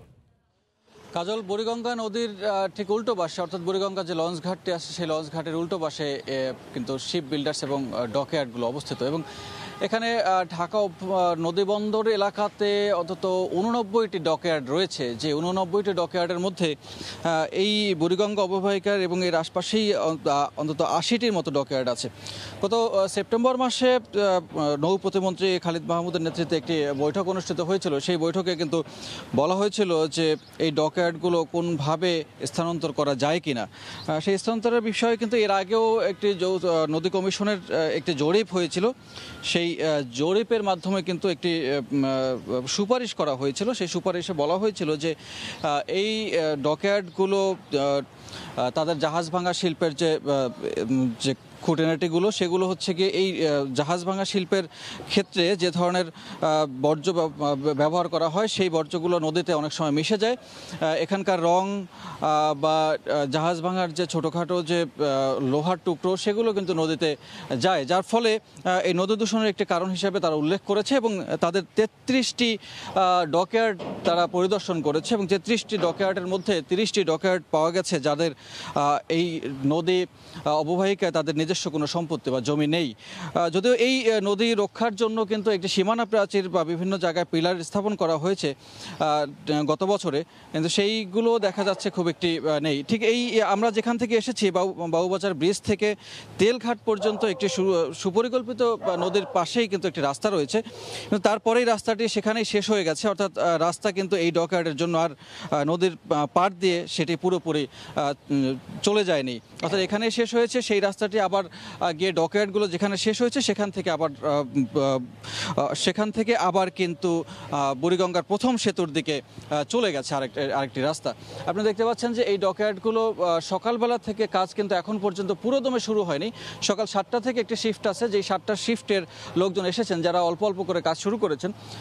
আরেকটি শিফট আছে সকাল 8টায়, সেই 8টার শিফটের লোকজন এখনও আসেননি। আসলে এই এলাকাটি পুরো মুখর থাকে, একদম একটি শব্দ দূষণও এখানে হয়, মানে একদম শব্দে কিন্তু ভরে যায়। কারণ হচ্ছে এখানের ডকইয়ার্ডগুলোর কাজই হচ্ছে শব্দযুক্ত কাজ, যার ফলে এখানে সব শ্রমিকরা কিন্তু সেদিকে অভ্যস্ত হয়ে গেছেন। যদিও এখনও সেরকম কাজ হয়নি, যার ফলে এখনও নিরাপত্তা বোঝা যাচ্ছে। তো এখানে যে ধরনের কাজ হয় সেই কাজগুলোর মধ্যে জাহাজের নির্মাণ কাজ যেমন হয় নতুন জাহাজের, এবং তেমনি পুরনো জাহাজ বা লঞ্চের কিন্তু আবার সংস্কার কাজও করা হয়। সংস্কার কাজ যেমনি করা হয় নির্মাণ কাজও করা হয়, পাশাপাশি এখানকার সৌন্দর্য বর্ধন বা সেই ধরনের বিষয়গুলো নিয়ে কিন্তু এখানে কাজ করা হয়। এবং এই 89টি যে ডকইয়ার্ডগুলো রয়েছে সেই ডকইয়ার্ডগুলোর যে স্থাপনা নিয়ে কথা বলা হয়েছিল, যে সেই বিষয় নিয়ে কিন্তু এখানকার মালিক পক্ষ যারা আছেন সেই মালিক পক্ষর কিন্তু এক ধরনের দ্বন্দ্ব আছে। মালিক পক্ষ দাবি করছেন যে তাদের এই নদী অববাহিকায় জমি ক্রয়কৃত জমিই আছে, যদিও সেই জরিপে তারা জমির সেই কাগজপত্র তারা কিন্তু দেখাতে পারেননি। তো স্বাভাবিক অর্থেই আরেকটি বিষয় লক্ষ্য করা যায় এখানে আসলে, সেটি হচ্ছে বুড়িগঙ্গার ঠিক অপর পাশের যে লঞ্চ ঘাটটি আছে সেই লঞ্চ ঘাট এবং এই পাশের যে ডকইয়ার্ডগুলো আছে সেই ডকইয়ার্ডের কারণে কিন্তু নদীর তীরবর্তী আরও বেশ খানিকটা নদীর মধ্যে চলে গেছে, যার ফলে এখানে কিন্তু নদীর যে মূল স্রোতধারা বা মূল যে লঞ্চ চলাচলের জন্য যে জায়গাটি, সেই জায়গাটি কিছুটা সংকুচিত হয়ে আসছে। সেটি কিন্তু একটি লক্ষ্য করার বিষয়। তবে এই জাহাজ ভাঙা শিল্প বা নদী অববাহিকার যে এই জাহাজগুলো নির্মাণ শিল্প, সেই নির্মাণ কাজে তারা বলছেন যে এখানকার যারা কাজ করছেন তাদের সাথে কথা বলছিলাম যে যেহেতু ঠিক অপর পাশেই লঞ্চঘাটটি অবস্থিত, সেই লঞ্চঘাটের তাৎক্ষণিক কোনো ত্রুটি ধরা পড়লে তারা খুব দ্রুতই সমাধান করতে এই পাশে চলে আসেন এবং এ পাশ থেকে তারা কিন্তু এখান থেকে সেরে নিয়ে যেতে পারেন, যার ফলে এখানে কিন্তু সেই ডকইয়ার্ডগুলো বেশ কার্যকরী ভূমিকাও পালন করছে এখানে নৌযানগুলো ঠিকঠাক মেরামত কাজে ঠিকঠাক রাখার জন্য। তো আমি এখন একজন শ্রমিকের সাথে কথা বলতে চাই এখানকার, যিনি এখানে বেশ অনেকদিন ধরে কাজ করছেন। শ্রমিকের সঙ্গে কথা বলতে চাই। আচ্ছা, আপনি কতদিন ধরে এখানে কাজ করেন? আমি এখানে কাজ করি বর্তমানে 5-6 মাস ধরে। এখানে আপনি কি ধরনের কাজ করেন আর কত করে বেতন দেয়? আমি এখানে রিফারিংয়ের কাজ চলে, রিফারিং কাজ করি। আমি এখন হেল্পার, সিনিয়র হেল্পারে মনে করেন বেতন আমার 12,000 টাকা। আচ্ছা, আপনাদের কি প্রত্যেক দিন বেতন দেয় নাকি মাসিক? সপ্তাহে কিছু টাকা দেয় খরচ চলার জন্য, আর মাসে 10 তারিখে এবং 15 তারিখে বেতন দেয়। আচ্ছা, আপনাদের মনে হয় ওভার টাইমও আছে, তাই না? হ্যাঁ, ওভার টাইম আছে। 8টা থেকে 5টা ডিউটি, তারপরে আপনার ডিউটি হলো আপনার মতন 2 ঘন্টা হইতে পারে, 3 ঘন্টা হইতে পারে কাজের ক্ষেত্রে। কত করে দেয় আপনাদের বেতন? ওভার টাইমটা 50 টাকা ঘন্টা পড়ি আমি বর্তমানে, এই কারণ। আচ্ছা, খাবার দাবার কি আছে এর মধ্যে? এইখানে আমার আবার খাবার দাবার আমার উপরে থাকে, খাবার আমার নিজের, থাকাও আমার নিজের, বাসা ভাড়া কাজ, বাসা নিছি এখানে, বাসা থাকি এবং সকাল 8টার দিকে কাজে জয়েন দিই। আপনাদের সেফটি অ্যান্ড সিকিউরিটির জন্য কোনো রকমের কি ইকুইপমেন্ট দেওয়া হয়? যেমন ধরেন আপনাদের তো অনেক সময় ঝুঁকিপূর্ণ কাজ করতে হয়, সেই ধরনের ঝুঁকিপূর্ণ কাজের জন্য দেখা যায় আপনাদের সানগ্লাস বা আপনাদের হ্যান্ড গ্লাভস এরকম মাস্ক? হ্যাঁ, দেওয়া হয়। শুনছিলেন যে একজন শ্রমিকের সঙ্গে কথা বলছিলাম, যে যিনি বলছিলেন যে তাদের এখানকার বেতনাদি নিয়ে এখানে বেশ কয়েক শ্রেণীর কিন্তু শ্রমিক আছেন, যারা কেউ রং মিস্ত্রি, কেউ আবার এখানে ফিটার হিসাবে কাজ করেন, কেউ আবার এখানকার হেল্পার হিসাবে কাজ করেন। তো এক একজনের বেতন বা এক একজনের শ্রমঘণ্টা কিন্তু এক এক রকমের হয়ে থাকে। তো সেই সব শ্রমঘণ্টা হিসাবে বাইরেও কিন্তু তারা অতিরিক্ত কাজ করলে সে অতিরিক্ত কিছু তারা পান, সেটি ওভারটাইম হিসাবে গণ্য করা হয়। তো এর পাশাপাশি আমি আরেকটি দেখাতে চাই যে এই যে সীমানা প্রেচারটি এখান থেকে অন্তত নদীর তীরবর্তী এলাকা থেকে 90 বা 100 ফুট দূরে একটি পিলার গেড়ে দিয়েছিল নৌ পরিবহন মন্ত্রণালয়, যে কারণে এই নদীর যে সীমানা প্রাচীরটি, সেই সীমানা প্রাচীরটি যাতে সুরক্ষিত থাকে। তবে আমি এখানে যতটুকু দেখেছি যে সেই ধরনের পিলার কিন্তু এরই মধ্যে প্রায় নিখোঁজ হয়ে গেছে, সেরকম একটা অবস্থা। যে সীমানা প্রাচীরটি দেওয়া হয়েছিল, সেই সীমানা প্রাচীর তদারকি করতে মাঝে মাঝে এখানকার লোকজন বলে থাকেন যে যারা ম্যাজিস্ট্রেট এসে তারা তদারকি করেন, তারা কিছুটা স্থাপনা ঘুরিয়ে দেন, তারা মাঝে মাঝে এখানে অভিযান চালান। সেই সমস্ত অভিযানের প্রেক্ষিতে কিছু সময় এই নদীর তীরবর্তী এলাকাটি বেশ ভেজাল মুক্ত রাখার চেষ্টা করেন। যদিও এই যে স্থায়ীভাবে যে ডকইয়ার্ডগুলো বসেছে, সেই ডকইয়ার্ডগুলো যে এখান থেকে সরিয়ে দেওয়ার একটা পরিকল্পনা করা হচ্ছে দীর্ঘদিন ধরে। 2009 সালে প্রথমে এই পরিকল্পনাটি শুরু হয়। যে 2009 সালের পর থেকে কিন্তু এখনও পর্যন্ত 11 বছর পেরিয়ে গেছে, কিন্তু 11 বছরেও এর এখন পর্যন্ত ঠিক সুরাহা হয়নি যে আসলে কিভাবে করে এই ডকইয়ার্ডটি বা ডকইয়ার্ডগুলো আসলে কোথায় স্থানান্তর করা হবে, কিভাবে করলে সুবিধা হয় সেই সব বিষয়। যদিও এখানকার ডকইয়ার্ড যে মালিক সমিতি বা তাদের পক্ষ থেকে একবার দাবি তুলেছিলেন যে তাদের স্থানান্তর করা হলে সে সমস্ত জায়গায় জমি দেওয়ার পাশাপাশি তাদেরকে ভর্তুকি এবং তাদেরকে সমস্ত সুযোগ সুবিধা দিয়েই যাতে তাদেরকে স্থানান্তরের ব্যবস্থা করা হয়। এখানকার যে শ্রমিকরা আছেন প্রত্যেকটি ডকইয়ার্ডের প্রত্যেকটি জাহাজে অন্তত 20 থেকে 30 জন করে এক একটি জাহাজে কাজ করে থাকেন এবং এই সমস্ত 20 থেকে 30 জন হিসাব করলে অর্থাৎ 89টি ডকইয়ার্ড যদি হিসাব করেন অন্তত 1000-এর উপরে শ্রমিক কিন্তু এখানে কাজ করেন। শুধুমাত্র শ্রমিক নয়, এই পাশাপাশি যে সমস্ত ওয়ার্কশপগুলো আছে সেই সমস্ত ওয়ার্কশপগুলোও কিন্তু শত শত ওয়ার্কশপ আছে যারা এখানে কর্মসংস্থানের ব্যবস্থা হয়েছে। যদিও নদী তীরবর্তী যে তীর সংরক্ষণ বা নদী তীরবর্তী যে পরিবেশ সংরক্ষণ সেই সমস্ত বিষয় নিয়ে যে প্রশ্ন রয়েছে সেই সমস্ত প্রশ্নের সমাধান খুঁজলে এই জাহাজ শিল্প বাংলাদেশের অর্থনীতির একটি গুরুত্বপূর্ণ শিল্প হিসেবে ভূমিকা পালন করছে এবং করে যাবে। তো এখনও পর্যন্ত বুড়িগঙ্গা তীরের কেরানীগঞ্জে ডকইয়ার্ড থেকে এই ছিল সবশেষ খবর। ফিরে যাচ্ছি স্টুডিওতে। বুড়িগঙ্গা তীরে গড়ে ওঠা ডকইয়ার্ডের কার্যক্রমের সবশেষ খবর জানাচ্ছিলেন সহকর্মী সানবির উপল। বগুড়ার মহাস্থান পাইকারি সবজির বাজারে চড়া সব ধরনের সবজির দাম। বিষয়ে জানাতে সেখানে আছেন সহকর্মী মাজেদুর রহমান। সরাসরি চলে যাচ্ছে তার কাছে। মাজেদ,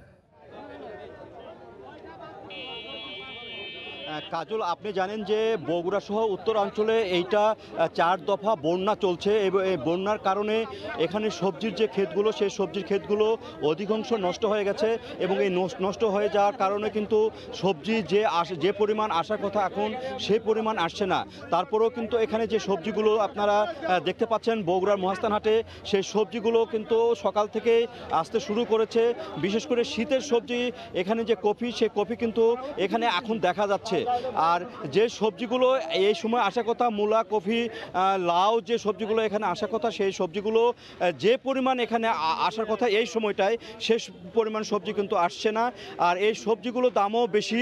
আগে যে দাম ছিল সেই দামের তুলনায় এখন সবজিগুলো বেশ দাম বেশি। এখানে বিশেষ করে 10 থেকে 15 টাকা কেজি দরে বৃদ্ধি পেয়েছে। যে সবজিগুলো দাম থাকার কথা একটা সহনীয় পর্যায়ে, সেই সহনীয় পর্যায়ে সবজিগুলো দাম নেই। এখন প্রত্যেকটা সবজি, কোনো সবজি এখানে 50 টাকার নিচে পাওয়া যাচ্ছে না। আজকে যদি আমি এই সবজি বাজারের কথা বলতে চাই, সেই সবজি বাজারে যে কচুরমুখী, সে কচুরমুখীটা বিক্রি হচ্ছে 30 থেকে 35 টাকা আপনার পাইকারি কেজি দরে। এবং এখানে ফুলকপি এখানে উঠতে শুরু করেছে শীতের, সে ফুলকপি 80 থেকে 90 টাকা পাইকারিভাবে বিক্রি হচ্ছে। এছাড়া করলা যেটা বিক্রি হচ্ছে সেটা 60 থেকে 65 টাকা কেজি, পটল 50 টাকা কেজি। প্রত্যেকটা সবজি এখানে দাম বেশি। যে পরিমাণ সবজির দাম এখানে ওঠার কথা সবজি, সে পরিমাণ সবজি না ওঠার কারণে এখানে পাইকারদের যে এখানে আধিক্য, মানে পাইকাররা যে পরিমাণ আসার কথা তার চেয়ে বেশি আসছেন, কিন্তু সবজি সরবরাহটা কম। ফলে সবজির এখানে যে ডিমান্ড, সেই ডিমান্ডটা কিন্তু বেশ বেশি। আর এই বেশি হওয়ার কারণে সবজির দামটাও বেড়ে যাচ্ছে। এবং এখানে পাইকারি বাজারে যে সবজিগুলো রয়েছে সে সবজিগুলো যে মার্কেটে যায় খুচরা বাজারে, সে খুচরা বাজারে আরও এক দফা বৃদ্ধি পাচ্ছে। ফলে সাধারণ যে ক্রেতারা, সে ক্রেতারা কিন্তু সবজি যে ন্যায্য যে দামটা, সেই দামটা থেকে বঞ্চিত হচ্ছেন। অর্থাৎ যে সাধারণ ক্রেতারা, সেই সাধারণ ক্রেতারা যে দামে সবজি কিনতে, মানে পাইকারি তুলনায় যে দামে সবজি কেনার কথা সেই দামে কিনতে পাচ্ছেন না। এখানে 3-4 হাত বদল হওয়ার কারণে কিন্তু সবজির দামগুলো, সাধারণ মানুষগুলো খুব বেশি দামে সবজিগুলো কিনছেন। আর এখানে একটি কথা বলতে হয় যে বন্যার কারণে সবজি যে ক্ষেত, এখানে প্রায় 5000 হেক্টর সবজি ক্ষেত নষ্ট হয়ে গেছে। বিশেষ করে করতা এবং বাঙ্গালী নদীর আশপাশে সবজি ক্ষেতগুলো বেশি হয়েছিল। এই শেষবারে যখন সবজি উঠবে এই সময় সবজি কিন্তু এখানে ক্ষেতগুলো নষ্ট হয়ে গেছে এবং এই নষ্ট হয়ে যাওয়ার কারণে কিন্তু সবজি যে আসার কথা সে পরিমাণ সবজি এখানে আসেনি। ফলে দামগুলো যে দাম বৃদ্ধি পাচ্ছে। আর এখানে একটি কথা, যে কৃষকরা যেটা বলছেন যে তারা প্রত্যেকটা জিনিসের দাম, অর্থাৎ সার, খৈল, বীজ, প্রত্যেকটা জিনিসের দাম বৃদ্ধি হওয়ার কারণে সবজিতে যে লাভ হওয়ার কথা সে লাভ হচ্ছে না এবং ফলনটা কমে যাওয়ার কারণে সে কাঙ্ক্ষিত লাভ পাচ্ছে না। আর এখানে পাইকাররা যেটা বলছে তাদের খরচ অনেক বেশি পড়ার কারণে তারা সবজি বেশি দামে বিক্রি করতে হচ্ছে, মোকামে যে সবজিগুলো বেশি দামে বিক্রি করতে হচ্ছে।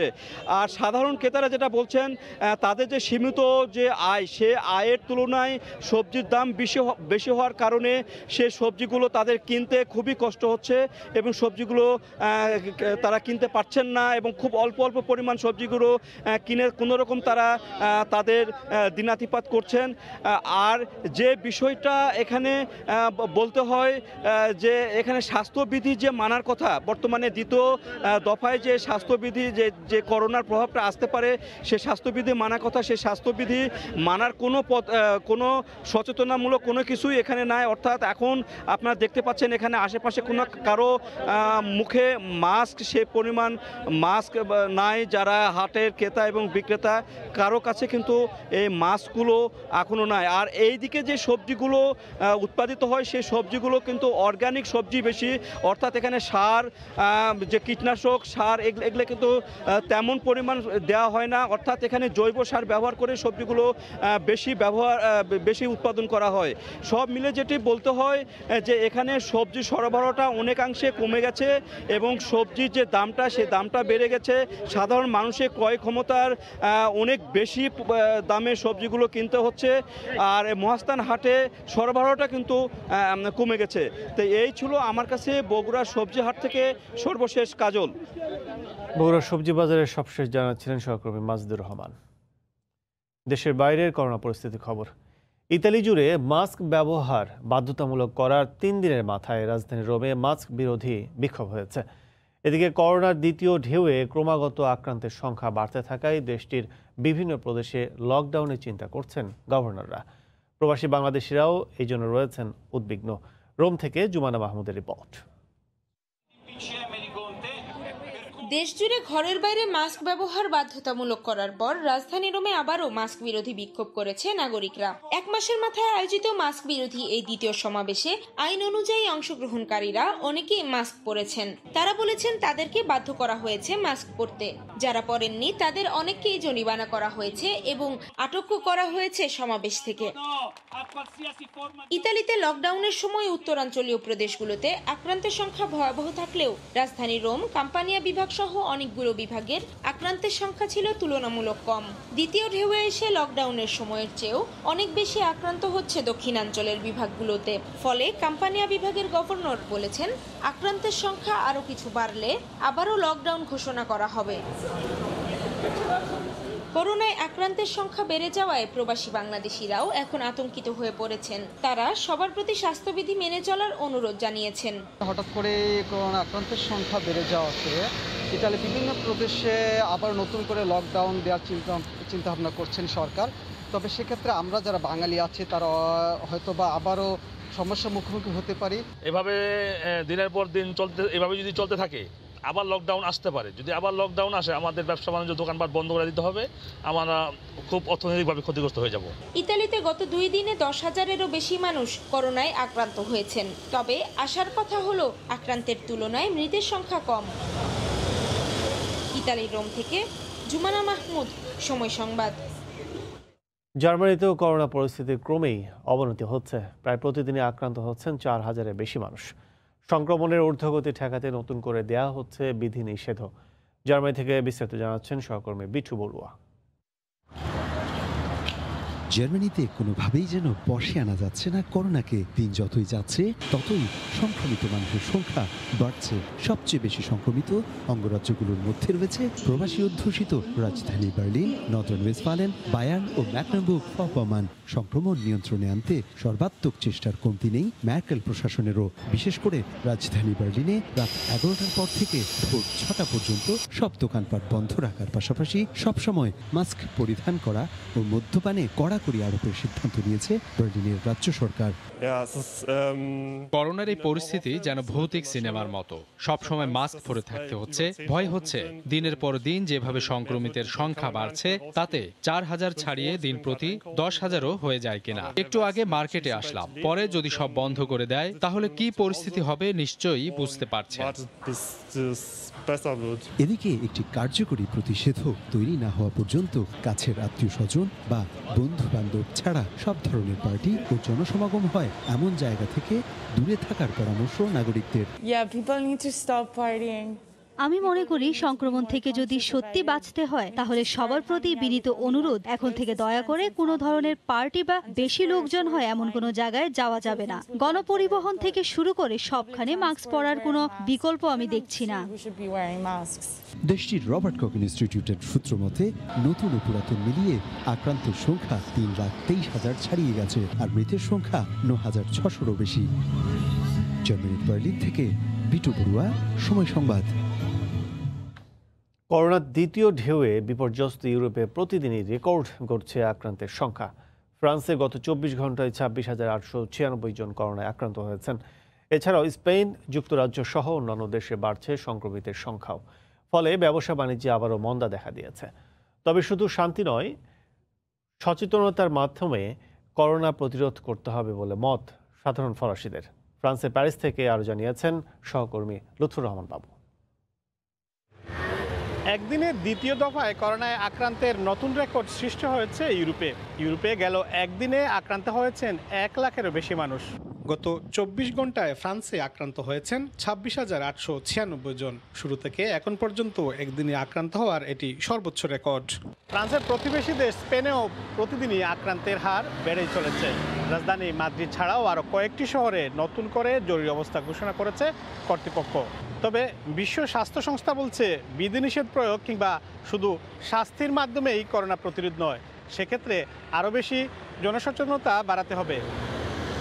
এদিকে রাজধানী প্যারিসের নানা স্থান ঘুরে দেখা গেছে মানুষের মধ্যে এখনো বেশ অসচেতনতায় কাজ করছে। রেস্টুরেন্টগুলিতে যেখানে একসাথে 6 জনের বেশি না বসতে বলা হলেও সেখানে স্বাস্থ্য সুরক্ষা বা স্বাস্থ্যবিধি মানছেন না ক্রেতারা। একই সাথে জনসমাগম স্থলগুলিতেও একই দৃশ্য লক্ষ্য করা গেছে। এদিকে ইউরোপ জুড়ে আবারও করোনা আক্রান্তের হার অনেক বেশি বেড়ে যাওয়ায় এর একটি বড় প্রভাব পড়বে ব্যবসা বাণিজ্যে, এমনটাই মনে করছেন স্থানীয় বাংলাদেশি ব্যবসায়ীরা। ফ্রান্স, স্পেন ছাড়াও যুক্তরাজ্য, বেলজিয়াম, সুইজারল্যান্ড সহ ইউরোপের অন্যান্য দেশেও আক্রান্তের হার এখন প্রতিদিনই বাড়ছে, আর সে দেশগুলো জারি করছে নানা বিধিনিষেধ। বিশ্ব স্বাস্থ্য সংস্থার মতে শুধু বিধিবিধান কিংবা শাস্তি প্রয়োগের মাধ্যমে নয়, করোনা প্রতিরোধের জন্য প্রয়োজন জনসচেতনতা, আর এই মত সাধারণ মানুষেরও। অনুৎফন বাবু, সময় সংবাদ, প্যারিস। 7টি বড় ও বেশ কিছু ছোট ছোট পাহাড় নিয়ে আধুনিক পাহাড়ি জনপদ পর্তুগালের রাজধানী লিসবন। ছোট পরিসরে উঁচু নিচু সড়ক হলেও নেই তেমন যানজট বা বিশৃঙ্খলা। আইনের যথাযথ প্রয়োগের পাশাপাশি নিয়ম মানার ফলে নগরে দুর্ঘটনাও কম বলছেন প্রবাসী বাংলাদেশিরা। লিসবন থেকে তারিকুল হাসান আশিকের রিপোর্ট। অনেকের কাছে 7 হিলস সিটি নামেও পরিচিত পর্তুগালের রাজধানী লিসবন। পুরো শহরই পাহাড়ের উপর হওয়ায় সড়ক মহাসড়কগুলো বেশ উঁচু নিচু। শুধু লিসবন নয়, বন্দরনগরী পোর্তো সহ অনেক শহরের স্বল্প প্রস্থের একই রাস্তায় একসঙ্গে চলছে ট্রাম, ব্যক্তিগত বিভিন্ন যানবাহন, এমনকি বাসও। তবু সড়কে নেই যানজট বা কোনো রকমের বিশৃঙ্খলা। নির্দিষ্ট জায়গা ছাড়া যেমন যাত্রী ওঠানামার কোনো সুযোগ নেই, তেমনি সিগন্যাল ছাড়া যেখানে সেখানে দাঁড়াতেও পারবে না কোনো গণপরিবহন। নির্দিষ্ট গতিসীমার উপর গাড়ি চললেই স্বয়ংক্রিয় ক্যামেরা তা ধরবে এবং পরবর্তীতে ঘরে পৌঁছে যাবে জরিমানার কাগজ। যত্রতত্র পার্কিংয়েও রয়েছে বড় জরিমানা। আমরা আসলে দেখেই শিখতেছি এবং আমরা এসব রোডের যেসব জেব্রা ক্রসিং, যেসব ট্রাফিক সিগন্যাল, যেসব ইয়েলো বক্স আছে, ওখানে কখনোই আমরা গাড়ি থামানোর চেষ্টা করি না, কারণ যেটা রুলস আছে আমাদের অবশ্যই ফলো করতে হবে এবং এই রুলস সবাই ফলো করে বলেই এই দেশে কোনো যানজট কিছুই নেই, কোনো ধরনের দুর্ঘটনার হয় না। এর মূলত একটাই কারণ, সেটা হচ্ছে ট্রাফিক রুলস সবাই স্ট্রিক্টলি ফলো করে, আর আপনি যদি অমান্য করেন সেক্ষেত্রে আপনার জন্য রয়েছে অনেক বড় জরিমানার ব্যবস্থা। লিসবনে শতকরা 40% মানুষ ব্যক্তিগত গাড়ি ব্যবহার করায় বিভিন্ন স্থানে পার্কিংয়ের ব্যবস্থা করেও বড় অঙ্কের রাজস্ব আদায় করছে সরকার। শুধু আইন এবং আইনের কঠোর প্রয়োগের বাইরেও ইউরোপিয়ানদের মধ্যে নেই ঝুঁকিপূর্ণ ওভারটেকিংয়ের মতো অসুস্থ প্রতিযোগিতা। যেটি রয়েছে সেটি হচ্ছে পরস্পরকে ছাড় দেওয়ার মানসিকতা। আর তাই তো মহাসড়কে মৃত্যুর মিছিলও খুব বেশি দীর্ঘ নয়। তারিকুল হাসান আশিক, সময় সংবাদ, লিসবন, পর্তুগাল। অবশেষে শেষ হতে যাচ্ছে অপেক্ষার পালা। দীর্ঘ প্রতীক্ষার পর আবার মাঠের ক্রিকেট দেখার আনন্দে ভাসবেন দেশের ক্রিকেট সমর্থকরা। 7 মাস পর বিসিবির প্রেসিডেন্টস কাপ নিয়ে মাঠে গড়াচ্ছে প্রতিযোগিতামূলক ক্রিকেট। প্রথম ম্যাচে যেখানে মাহমুদুল্লাহ রিয়াদ একাদশের প্রতিপক্ষ নাজমুল হোসেন শান্ত একাদশ। প্রতিদ্বন্দ্বিতার আবহ থাকলেও জয় পরাজয় নয়, নিজেদের প্রস্তুতিটাকেই মুখ্য করে দেখছেন ক্রিকেটাররা। ম্যাচটি মাঠে গড়াবে দুপুর 1:30টায়। মাঠে ফিরছে বাংলাদেশের ক্রিকেট। 3 অধিনায়কের মর্যাদার লড়াই, সবকিছুই এই ট্রফিটার জন্য। তবে প্রতিদ্বন্দ্বিতার আবহ থেকেও বাড়তি আগ্রহ যোগ করেছে দীর্ঘদিন পর মাঠের ক্রিকেটে ফিরতে পারার আনন্দ। কম্পিটিটিভ ক্রিকেট স্টার্ট হচ্ছে, খুবই ভালো লাগছে, কারণ দিন শেষে এটা আমাদের কাজ, আমাদের ভালোবাসার জায়গা। এতদিন মাঠের বাইরে ছিলাম, বাট মাঠে এরকম একটা সিরিজ শুরু হচ্ছে, অবশ্যই অনেক এক্সাইটেড এবং আশা করছি খুব ভালো একটা সিরিজে হবে। প্রথম ম্যাচে টি-20 অধিনায়ক মাহমুদুল্লাহ রিয়াদের দলের বিপক্ষে মাঠে নামবে নাজমুল হোসেন শান্ত একাদশ।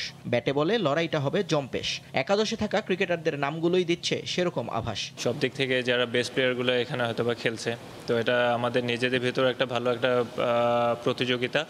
নাজমুল হোসেন শান্তর দলটাকেও হেলাফেলা করা যাবে না কোনোভাবেই। সৌম্য আফিফদের সঙ্গে সেখানে আছেন সাইফ, তৌহিদ, ইমনের মতো ইয়ং টাইগাররা। আর অভিজ্ঞতার ঝুলি নিয়ে এ তরুণদের মাথার উপর ছাতা হিসেবে থাকবেন দেশসেরা ব্যাটসম্যান মুশফিকুর রহিম। আমাদের যেটা পজিটিভ দিক আমি মনে করি যে ফিল্ডিং সাইডটা খুবই ভালো, আমাদের সাথে বোলিং ব্যাটিং তো আছে, বাট আমাদের যেটা পজিটিভ দিক থাকবে সব থেকে বেশি ইয়াং প্লেয়ার অনেক বেশি। কোভিড পরিস্থিতির কারণে মাঠ কিংবা টিভিতে বসে খেলা দেখার সুযোগ পাবেন না সমর্থকরা। তবে তামিম মাহমুদুল্লাহ শান্তদের 4 ছক্কার লড়াই দেখা যাবে ক্রিকেট বোর্ডের অফিসিয়াল ফেসবুক পেজ এবং ইউটিউব চ্যানেলে। নিয়ন মোহাইমিন, সময় সংবাদ, ঢাকা। বিসিবি প্রেসিডেন্টস কাপে নিজেদের প্রমাণের সুযোগ পাবে জুনিয়র ক্রিকেটাররা। আর সিনিয়রদের জন্য চ্যালেঞ্জটা ছন্দ খুঁজে পাওয়া। তাই এ আসর বেশ প্রতিদ্বন্দ্বিতাপূর্ণ হবে বলে বিশ্বাস তামিম ইকবালের। 3 দলের টুর্নামেন্টে চ্যাম্পিয়ন হওয়ায় লক্ষ্য অধিনায়ক তামিমের। বাংলাদেশের ঘরোয়া ক্রিকেট আসরকে অনেকে ডাকেন পিকনিক ক্রিকেট। এনসিএল, বিসিএল এর ঢিলেঢালা পরিবেশের কারণেই এ নাম। এবারও এক ছাতার নিচে দেশি ক্রিকেটাররা, তবে শুধু জাতীয় দল আর পাইপলাইনে থাকারাই। মূলত আগামী 2 বছরে আন্তর্জাতিক অঙ্গনে যে ব্যস্ত সূচি রয়েছে, তার জন্য প্রয়োজনীয় সংখ্যক ক্রিকেটারকে প্রস্তুত রাখাই লক্ষ্য। বিসিবির বার্তা যেমন পরিষ্কার, ক্রিকেটারদের লক্ষ্য নির্বাচকদের সুনজরে আসতে প্রেসিডেন্টস কাপই তো আদর্শ মঞ্চ। সবাইকে সেটাই মনে করিয়ে দেন তামিম। জাস্ট ক্রিকেটে ফিরে আসছি এটা না চিন্তা করে আমার কাছে মনে হয় যে এখান থেকে কিন্তু আমরা অনেক কিছু ইন্ডিভিজুয়ালি অনেক কিছু পেতে পারি। এখন কারো যদি খুব ভালো একটা টুর্নামেন্ট হয়, সে যদি খুব ভালো ব্যাটিং করে বা খুব ভালো বোলিংয়ে পারফরমেন্স করে, তার জন্য ন্যাশনাল টিমের দরজা খুলে যেতে পারে এরকম কোনো ইয়াং প্লেয়ার যদি থাকে, অথবা তাকে নিয়ে চিন্তা করতে পারে। সো আমার কাছে মনে হয় এটা একটা অপরচুনিটি সবার জন্য। আমার কাছে মনে হয় যে আমরা যতটুকু ন্যাশনাল টিমে সিরিয়াস থাকি, ন্যাশনাল টিমের বাংলাদেশের জন্য ম্যাচ খেলার সময় ওই লেভেলের কম্পিটিটিভনেস হবে ইনশাল্লাহ। ব্যাটসম্যান হিসেবে দেশের অন্যতম সেরা, তাতে দ্বিমত থাকার কথা নয় কারো। তবে অধিনায়কত্ব নিয়ে নানা জনের নানা মত। টাইগারদের দায়িত্ব পেয়ে শ্রীলঙ্কা সফরে হোয়াইট ওয়াশ হওয়া অধিনায়ক তামিমের চরম ব্যর্থ অধ্যায়। যদিও বিপিএলে কুমিল্লা ওয়ারিয়র্সকে 2019 সালে জিতিয়েছেন শিরোপা। ত্রিদলীয় টুর্নামেন্টেও শেষ হাসি হাসতে চান তিনি। অবশ্যই চ্যাম্পিয়ন হওয়ারই আমাদের চিন্তা। দর্শক অবশ্যই মিস করব, কারণ নর্মালি আমরা যে এরকম ধরনের টুর্নামেন্ট খেলতে পারি না। আমাদের ধরনের ন্যাশনাল টিমের বিজি শিডিউল থাকে বা প্রিমিয়ার লিগ আমরা খেলি, এরকম ধরনের হয়তো ওয়ান ডে 3টে টিম ভাগ করে খুবই কম হয়। বাট আমার কাছে মনে হয় যদি দর্শক সিচুয়েশন দেশে ভালো থাকতো তাহলে অবশ্যই দর্শকরা অনেক এনজয় করতেন। বাট যা শুনছি ফেসবুক বা ইউটিউবের মাধ্যমে খেলাটা দেখানো হবে, তো আশা করি তারা বাসায় বসে জিনিসটা এনজয় করতে পারবে। 13 অক্টোবর মাহমুদুল্লাহ একাদশের বিপক্ষে ম্যাচ দিয়ে বিসিবি প্রেসিডেন্টস কাপে যাত্রা শুরু হবে তামিমের দলের। মাকসুম আলম খান, সময় সংবাদ, ঢাকা। কুড়িগ্রাম স্টেডিয়ামে জেলা ফুটবল উন্নয়ন সমিতির আয়োজনে কিশোরদের অনুষ্ঠান চলছে। এই মুহূর্তে সেখানে আছেন সহকর্মী মমিনুল ইসলাম মঞ্জু। সরাসরি চলে যাচ্ছে তার কাছে। মঞ্জু।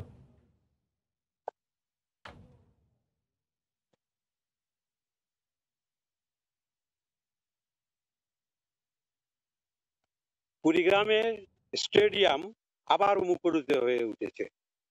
জেলার প্রাণকেন্দ্রে অবস্থিত এই স্টেডিয়ামটি এতদিন নীরব নিস্তব্ধ হয়ে পড়েছিল। এখন কিশোর ফুটবল খেলোয়াড়দের পদচারণায় আবারও মুখরিত হয়ে উঠেছে। অতি উৎসাহে এই কিশোর খেলোয়াড়রা এখানে আসছেন, তারা নানা ধরনের অনুশীলন করছেন। তারা একজন দক্ষ খেলোয়াড় হতে চান, তারা শারীরিক গঠন দক্ষতার সাথে গড়ে তুলতে চান। মূলত কুড়িগ্রাম জেলা ফুটবল উন্নয়ন সমিতি এই প্রশিক্ষণের আয়োজন করেছে। তারা জানিয়েছেন এই প্রশিক্ষণটি 2 সপ্তাহ ব্যাপী চলবে। মূলত এই জেলার ফুটবল উন্নয়নের জন্য তারা এই আয়োজনটি করেছেন। এবং এই আয়োজনের মাধ্যমে পরবর্তীতে তারা 13টি দল গঠন করে ফুটবল টুর্নামেন্টের আয়োজন করবেন। আমি এখানে জানিয়ে রাখি যে করোনার কারণে 6.5 মাস নিস্তব্ধ হয়ে পড়েছিল এই স্টেডিয়াম। এখানে কোনো বল গড়ায়নি, কোনোদিন কোনো খেলাও হয়নি এই সময়ে, যার ফলে নীরব নিস্তব্ধ হয়ে ক্রীড়াঙ্গনকে আবারও সরব করে তোলার জন্য এই প্রয়াস চালিয়েছে এই জেলা সমিতি। পাশাপাশি জেলা ক্রীড়া সংস্থা তারাও তাদের যে নির্ধারিত খেলাগুলো ছিল সেগুলো তারা শুরু করার জন্য আবারও তারা পরিকল্পনা গ্রহণ করেছিলেন। জেলা ক্রীড়া সংস্থার আয়োজনে এখানে জেলা প্রশাসক গোল্ড কাপ, জেলা ফুটবল লিগ এবং টুর্নামেন্টের আয়োজন করা হয়ে থাকে প্রতি বছরই। এখন তারা সেই খেলাগুলো তারা পরিবেশ পরিস্থিতি বিবেচনা করে, যেহেতু এই খেলাগুলোতে লোক সমাগম বেশি হয়, সেই জন্য তারা এগুলো বিচার বিশ্লেষণ করে সামাজিক দূরত্ব বজায় রেখে স্বাস্থ্যবিধি মেনে এই খেলাগুলোর আয়োজন করার জন্য তারা প্রচেষ্টা নিয়েছে, পরিকল্পনা নিয়েছে এবং সেই পরিকল্পনা মোতাবেক তারা এগিয়ে যাচ্ছেন। পাশাপাশি কুড়িগ্রাম জেলা ফুটবল উন্নয়ন সমিতি তারা যে এই প্রশিক্ষণের আয়োজন করেছেন এটি পুরোটাই বিনা বেতনে, কোনো পয়সা লাগবে না, তারা বিনা পয়সায় তাদের উদ্যোগে তারা এই প্রশিক্ষণটির আয়োজন করেছে। আমি এখানে আপনাকে জানিয়ে রাখি যে এই জেলায় কোহিনুর রহমানের মতো খেলোয়াড় জন্মগ্রহণ করেছিলেন, যিনি জাতীয় দলের সদস্য ছিলেন এবং সেই জন্য এখানকার যে কিশোর খেলোয়াড়রা তার দ্বারাই অনুপ্রাণিত হচ্ছেন এবং তারা ফুটবলের প্রতি আগ্রহী হয়ে উঠেছেন। তো এছাড়াও আমাদের যে ব্রাজিলে যে ফুটবল প্রশিক্ষণ হয়েছিল সেই প্রশিক্ষণে কুড়িগ্রামের একজন খেলোয়াড় অংশগ্রহণ করার সুযোগ পেয়েছিলেন এবং তিনি সেখান থেকে প্রশিক্ষণ নিয়ে এসেছেন এবং তিনি প্রশিক্ষণ নিয়ে আসার পরে তার যে লব্ধ জ্ঞান, তার যে অনুশীলনের ধারা, তিনি সেটি এখানকার খেলোয়াড়দের মধ্যে ছড়িয়ে দেওয়ার জন্য প্রয়াস চালাচ্ছেন। মূলত জেলার ক্রীড়াঙ্গনকে আবার সরব করে তোলার জন্য সব ধরনের প্রচেষ্টা চালানো হচ্ছে এবং এই প্রচেষ্টার আওতায় এই প্রশিক্ষণ আপনারা দেখতে পাচ্ছেন। তো এই প্রশিক্ষণের বিষয়ে আমি আরেকটি কথা বলে রাখি যে এরা সবাই কিন্তু বিদ্যালয়ের শিক্ষার্থী, এরা সবাই কিশোর এবং এই কিশোররাই আসলে মূলত ভবিষ্যৎ। এই জন্য কিশোরদের দিয়েই এই প্রশিক্ষণটা শুরু করা হয়েছে এবং এই প্রশিক্ষণ পর্যায়ক্রমে যুবদের মধ্যে করা হবে বলেও এই উদ্যোক্তারা জানিয়েছেন। তো আর একটি বিষয় যে এই ফুটবল যে টুর্নামেন্ট আয়োজন করা হবে মূলত সেটিও সীমিত আকারে করা হবে, কারণ স্বাস্থ্যবিধি এবং সামাজিক দূরত্বের বিষয়টি বিবেচনা করে এটা সীমিত আকারে এটি আয়োজন করা হবে বলে তারা জানিয়েছেন। আমরা মূলত এই স্টেডিয়ামে আবার খেলাধুলায় ছেলেমেয়েরা এখানে অংশগ্রহণ করতে শুরু করেছেন। আসলে তার ফলে আমাদের যে ঝিমিয়ে পড়া ক্রীড়াঙ্গন সেটি আবার সরব হয়ে উঠছে, মুখরিত হয়ে উঠছে এই কিশোরদের পদচারণায়। তো আর সবচেয়ে বড় কথা হলো যে আমাদের জেলায় কিন্তু ফুটবল খুব জনপ্রিয়, এটি প্রত্যেকটা উপজেলাতেও এই ধরনের কর্মসূচি প্রচলনের চেষ্টা করা হচ্ছে এবং এই মাধ্যমে কুড়িগ্রামের যে 9 উপজেলা আছে সেই 9 উপজেলাতেও এই কার্যক্রম পরিচালিত হবে বলে উদ্যোক্তারা আমাকে জানিয়েছেন। তো মূলত এইভাবেই আমাদের ক্রীড়াঙ্গনকে সরব করার জন্য আমাদের যে কিশোররা খেলাধুলা করছেন তাদের ক্রীড়া নৈপুণ্য বৃদ্ধির জন্য এই প্রচেষ্টাগুলো একের পর এক চালানো হচ্ছে। তো এইভাবে আমাদের এই ক্রীড়াঙ্গন আবার সরব হয়ে উঠবে, তারা আন্তর্জাতিক অঙ্গনে এবং তারা জাতীয় অঙ্গনে তাদের দক্ষতার ছাপ দিতে পারবেন এরকম প্রত্যাশা তারা ব্যক্ত করেন। এজন্যই তারা অতি প্রত্যুষে এসে এই স্টেডিয়ামে তারা প্রশিক্ষণটি অংশগ্রহণ করেন, অনুশীলন করেন, সব ধরনের কলাকৌশল শেখেন এবং এখানে যে প্রশিক্ষক যে 2-3 জন আছেন তারা কিন্তু বিনা পয়সায় এই প্রশিক্ষণটা দিচ্ছেন।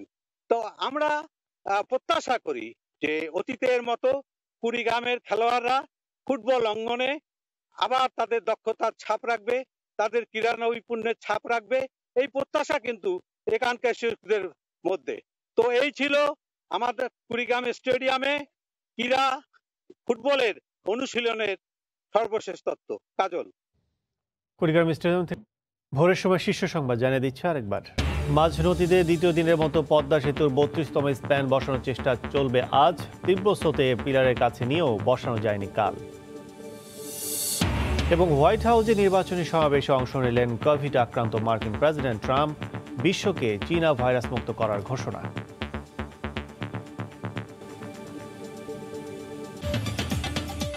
এই ছিল ভোরের সময়, সঙ্গে থাকুন সময়ের।